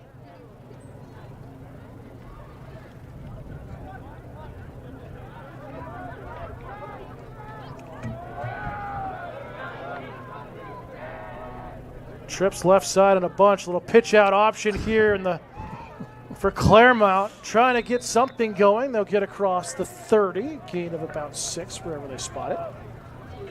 Claremont on the carry. Brought down by Bryant.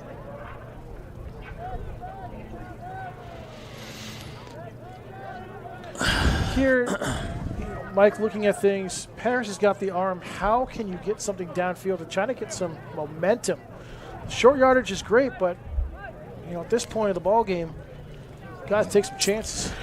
Yeah, and I think that the problem is that the defense is putting so much more pressure that it doesn't give him much of a chance to be able to throw a long ball. There's more blitzing right up at the gut. Paris has to scramble. Has enough, maybe.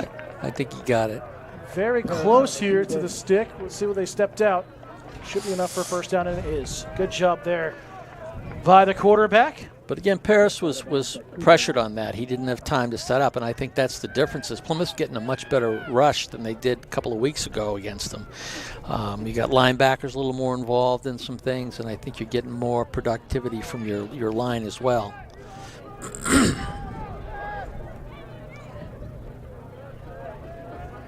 Could be the final play here of the quarter. 15 seconds and counting in the shotgun. High snap and a quick pitch out there to Sheffer, who's pulled down. Ball loose as Marsh falls on it. Sheffer thought, trying to be pulled down with his jersey and a couple other, and Plymouth recovers here at the end of the third quarter. It'll be 1st and 10 Bobcats. Well, I think that people are getting tired out there as well. Plymouth seems to be rejuvenated even more, and I think the Merrimack Valley kids, if you look at the lack of depth on the team, they come down here with 24, 25 kids, and these guys are on that field both sides of the ball. Plymouth's got a significant number of players, and they're deep this year, and I think you wear them down after a while. That's what we kind of saw 2 weeks ago in the fourth, and it was Plymouth just able to separate. So we'll keep it right here heading to the fourth quarter. Bobcats looking to clinch a spot in the semifinals. 3 spots are set, one coming up later this evening. Again, we'll go over everything right now. Game last night, Pelham in the 2-7 matchup against Manchester West, coming away with a 35-0 win there. Souhegan winning earlier today over John Stark, 34-6. Our game here, and then the 3-6 matchup, Trinity hosting Bow, will kick off at 5 p.m. in Manchester.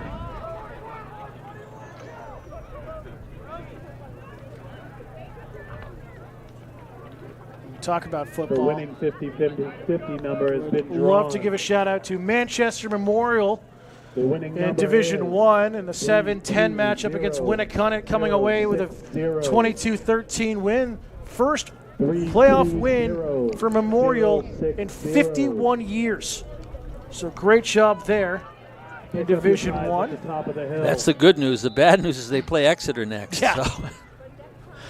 Bill Ball's having a great season at Exeter, undefeated season and into the postseason. There's a reason why the stadium's named after him. Yeah, well, he's a great human being. He was athletic director there. He's just helped so many kids throughout his career, and even though he's just coaching this year, I think he's having a lot of fun. So the fourth quarter we go. Fullback handoff inside. Change of quarterback. We have young Sanborn in at quarterback. Kevin Sanborn, sophomore, getting some playoff action here. Well, this is good, too, because they're looking at 11 minutes to go, and even though it's running time and will go quicker, it's going to give these guys that are 2s and 3s a chance to play a little bit and get some experience in the playoff situation. Again, we saw that at the beginning of the season they were in a lot, but it's not a playoff game, so it's completely different atmosphere. 2nd and 6.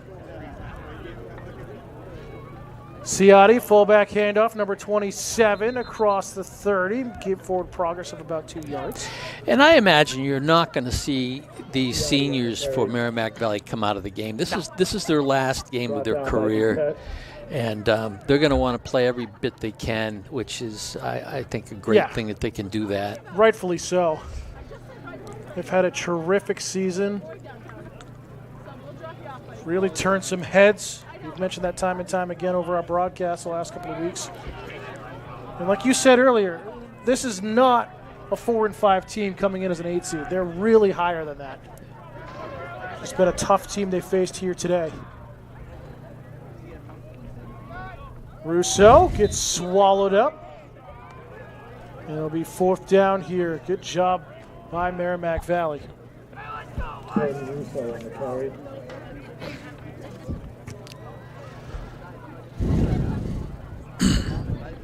Shout out to Bobcat Cross Country. Ellie Eklund running in the New England Championships meet down in Manchester, Connecticut this morning. Don't have an update on how she did, but great to see her representing not only part of New Hampshire, but also Plymouth Regional High School. I know there was a big entourage that went down last night with her to cheer her on. 4th down, Bobcats going for it. Sanborn going to be hit as he throws, and it drops it. Oh, it's poked out. Ball should be live. It was in and out of the hands there of Blaine Hiltz. That was a very, very well thrown football. And it was a great catch. He got hit pretty good. He's down on one knee right now, but I believe the ball was caught and then fumbled out of bounds, so it's Plymouth ball still, and it should be a 1st down. As we're on an official timeout, as Hiltz is being helped by the training staff, got shaken up on that play. So with 8:50 to go in the 4th, we'll step aside, take a quick break. Bobcats controlling here at home, 35-0.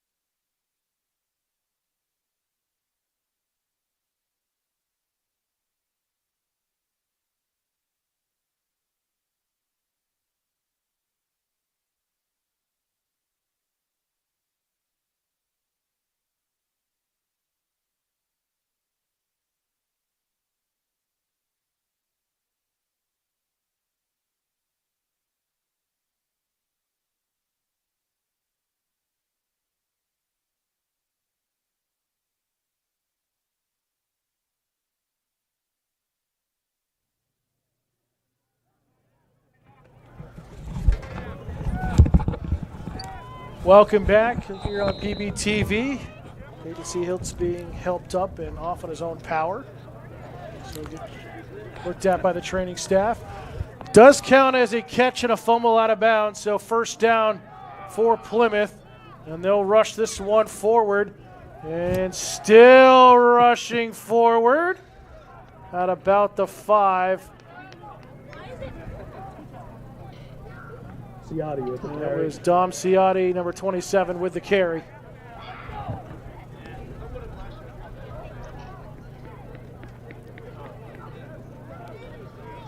He's someone, again, we saw a lot of him in the first half of the season, but is, again, another one coming through the pipeline in that rushing game. Like you said, what, final Ciotti kid? I believe he is the last boy that we're going to see. And charging in on the handoff as it's a touchdown for Plymouth, and it's Russo. He was thrown across the goal line by the defender, which was unusual, but nice job by the Twos here. They moved the ball downfield, a great completion with the pass from young Sanborn, and we're looking at Blaine Hiltz, who is being tended to on the sidelines. It looks like he is hurting, but I think he's going to be okay. Again, great to see him get up off the field, but sophomore Brody Russo with the touchdown. And here for the extra point attempt, and it is good from Legacy. Oh, great job from our second camera catching that rushing touchdown there from Russo. Hope you guys have been enjoying our camera coverage here today. Again, thank you to our production crew here with PBTV and our staff that we have been really working with in coordination with the program here at Plymouth Regional High School. Some great young talent.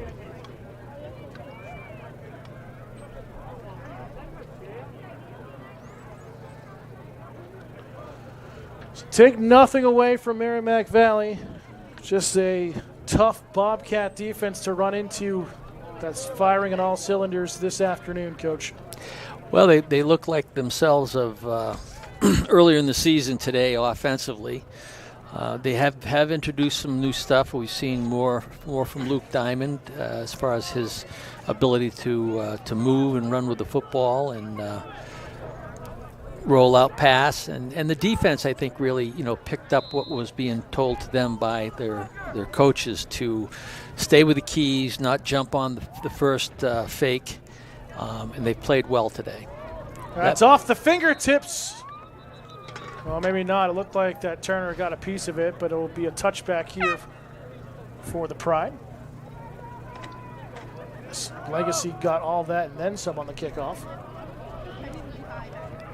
And there was no wind. Yeah. The flag was straight down. So Luke's got the leg. He certainly does. I refer to it without saying fully what happened last week if you missed the game. Again, it's unfortunate what happened to him in the situation, but to be able to be put into a position to have a free kick after the fair catch was just great to see.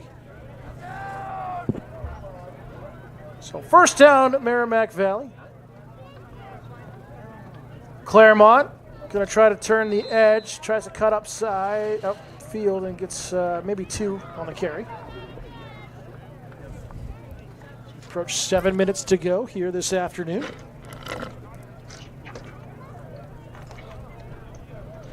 Could you hear me drinking my drink? A little bit. He's parched up here, people. I'd love to see the Pride get something on the board here to hang their hat on their season with. Little pitch back. Claremont dancing upfield, and Brody Russo tripped him up at the knees, getting a piece of that tackle to stop the rush. Okay. Brought down by Russo. Bring up 3rd and 5 from the 25-yard line. So all around, from all the games that we've covered this year, from what we've watched, would you say this is one of, if not the most complete game that Plymouth has put together? I mean, I know it was a great game at Souhegan, but tough one there. Well, I think today you're seeing the true championship football team that Plymouth has. They have played the game well. They have adjusted from the previous time they played, and they have shut Merrimack Valley down with the passing game, and they have pretty much shut them down in every aspect. So I think what you're seeing here today is the Plymouth team back on track. And again, they're going to get coached up. They'll know what to expect next week when they play Souhegan. And Souhegan up here is always nice. So we'll see what happens. But I think the Bobcats are in good shape to go forward and hopefully end up in the championship game. Rushing on the right side here for Wallace, has some room. Down the far sideline at midfield is where he'll be pushed out. And he's been pretty active here this afternoon on both sides of the ball is Nate Wallace.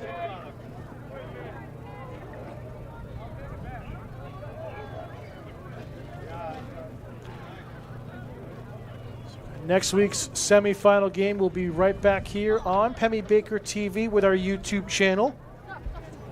Replays throughout the week on channel 1302 on Spectrum Cable.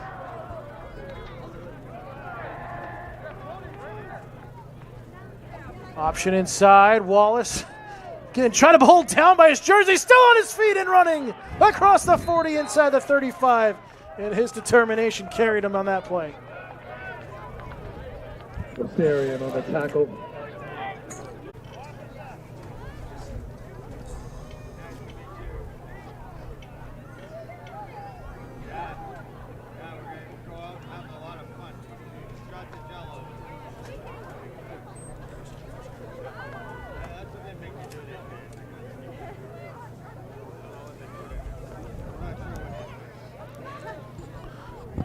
So a little glitch with the internet there as we got some confusion on the far sideline and dealing some technical difficulties. So, Coach, what's happening out there at the moment that you can tell? Maybe nothing. I don't know what's going on.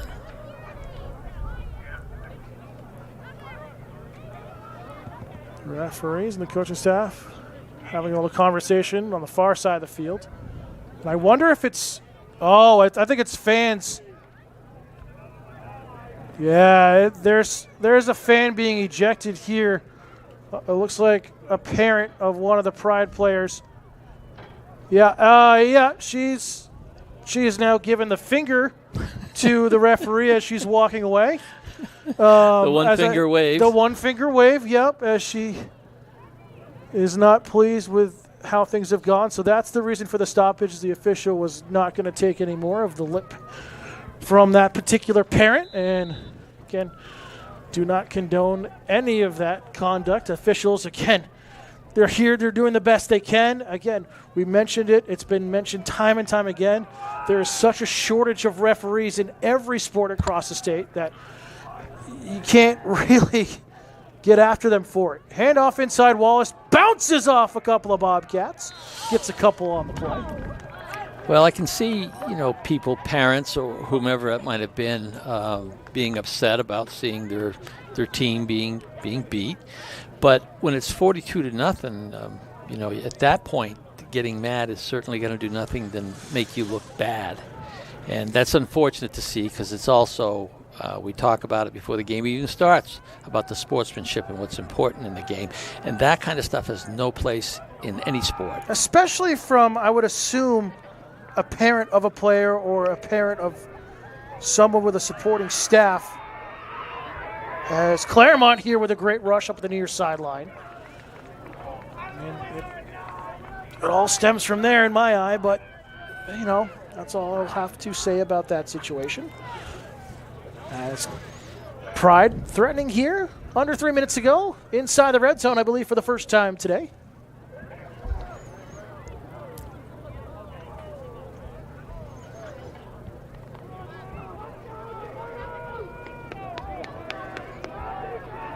Paris will line up under center. Power I formation left side. Handoff, Claremont gets hit in the backfield, and Plymouth was ready for that. And Dylan. Number 56. Rarely there, I believe. Yes, sir. Nice job by Dylan. Came in there, wrapped him around low, around the calves, and he was going nowhere. So it brings up 2nd and 11.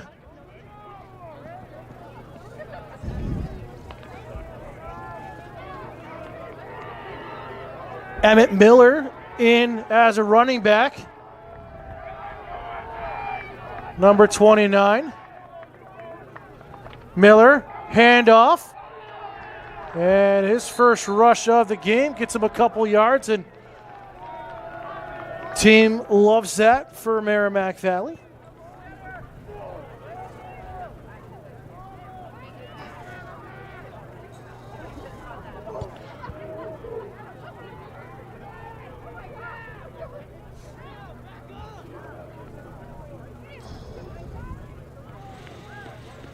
Bears come in and give the signal and inch closer to the end of this ball game.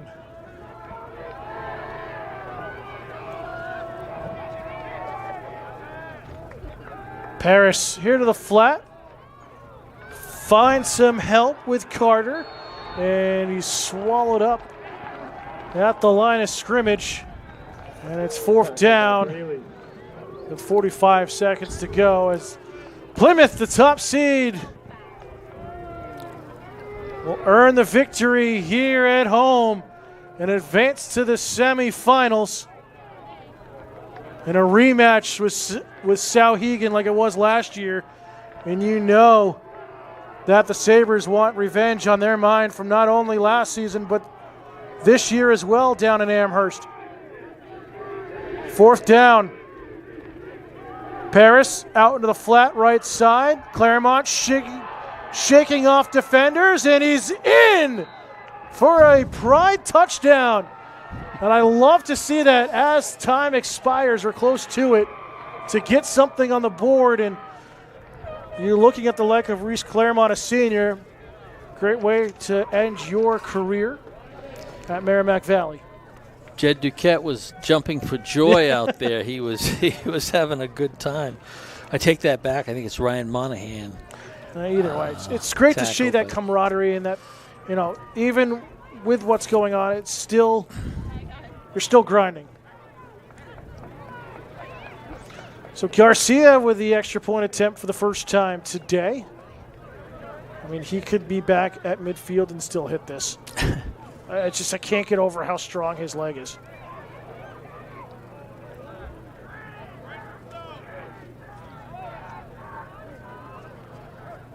As the kick goes well up over the uprights and is good. With 3 seconds on the board, Pride avoid the shutout. Plymouth will come away victorious. And what a fantastic game. Again, if you're Merrimack Valley, it's difficult. You hate to see what the parent did, talking something over the officials and the obscene gestures, but just a lot to hang your hat on if you're Merrimack Valley. Yes, you lose a lot of seniors, so this is maybe potentially, depending on what comes up through the works, your kind of best chance here in the near future. Hopefully that's not the case, because we'd love to see Division II continue to get more and more competitive across the board. Well said. I tried to tee you up for anything. I think that Plymouth had a good day today. They played the way they were supposed to play. They really made things happen. They were in total control throughout the whole game. They didn't make a lot of mistakes. They just did a nice job, and I think it's a pretty good warm-up for getting ready for the next round, because you got the top 4 teams ending up in the top in the semifinals. Well, not officially yet. Close. No, but Trinity's going to be tough to beat. True. And the other teams with Plymouth have already won, so I think that's what you're going to see. If not, that's fine with me, because I don't want to see Trinity. Trinity's got to go through Pelham. That'll be the difficult thing. True. Unless Bo has to go through Pelham. But either way, we'll have a little driven kick here, and Plymouth going to run it out with a chance. And that's Bryson Stone, number 84, as time will expire as we go final here from George C. Zulius Field. The Bobcats victorious. The top seed remains alive. They'll advance to the semifinals. Next Saturday, they'll take on Souhegan, and the Sabres are going to be a difficult team to battle out once again. Absolutely. I mean, the work is cut out for them. Plymouth plays like they did today. They'll be all set, but I think you're going to have a better matchup size and talent-wise, man for man, with Souhegan. Souhegan can throw the football. They can run the football. They're tough kids, and they're good athletes. Plymouth can certainly match them, I think, man for man. And again, it'll come down to turnovers. It'll come down to whoever makes fewer mistakes. And again, it was Plymouth leading most of that game Down in Amherst earlier this season, a back-and-forth affair. Plymouth get ahead. Souhegan would match back up. Plymouth got ahead in the final, 2 minutes, 90 seconds of the ball game. Yeah. Souhegan marching right down the field, score with about 10 seconds left to go to overtime, and Plymouth able to get it in the overtime procedure, very college-esque like in the game nowadays, which is huge. Yeah. Well, and one thing we did not see at that point in the season, we didn't see the versatility of Luke Diamond. I mean, they did not do any of the things that they did today with him. So I think that's a factor that all teams coming to Plymouth from here on are going to have to take into consideration. That gives them one more thing to worry about, and it'll be interesting. But that's one thing that we haven't seen until later in the season. A little bit last week, and certainly today, we saw Luke break out and do some of the things that coaches always had in the package, but didn't need to use it and didn't want to give anything up early in the season. So I think you're going to see a different Plymouth team playing Souhegan than they think. And on the other side, congratulations to Merrimack Valley. A tough way for their season and for their seniors, their careers in high school to end, but nothing to really hang their heads down low about. A fantastic group of kids, a fantastic overall season, and just too much defense here by Plymouth this afternoon. Well, anytime you get to the dance after your regular season, it's a good accomplishment. And I think that they probably got everything they could out of those kids. And my hat's off to the coaching staff and the head coach, as well as the kids. They had a good season. It wasn't what they wanted or expected at the end of the year, but they lost to a very good Plymouth team, and there's nothing to be ashamed of by that. So before we sign off again, I'd like to thank our fantastic crew helping us out here today. Our Alexander's on camera. Alexander Shin up here on our main camera. Alexander Mitchell down field side with our second camera. Jonathan Picard running per our production, easy for me to say here this afternoon. And again, alongside Mike Courier, I'm Dan Salzer. Final score for the final time, Plymouth Regional 42, Merrimack Valley 7. Bobcats advance to the semifinals. They'll host Souhegan next Saturday afternoon. Time to be determined. But we'll see you next time here on Pemmy Baker TV. Have a great weekend, everyone.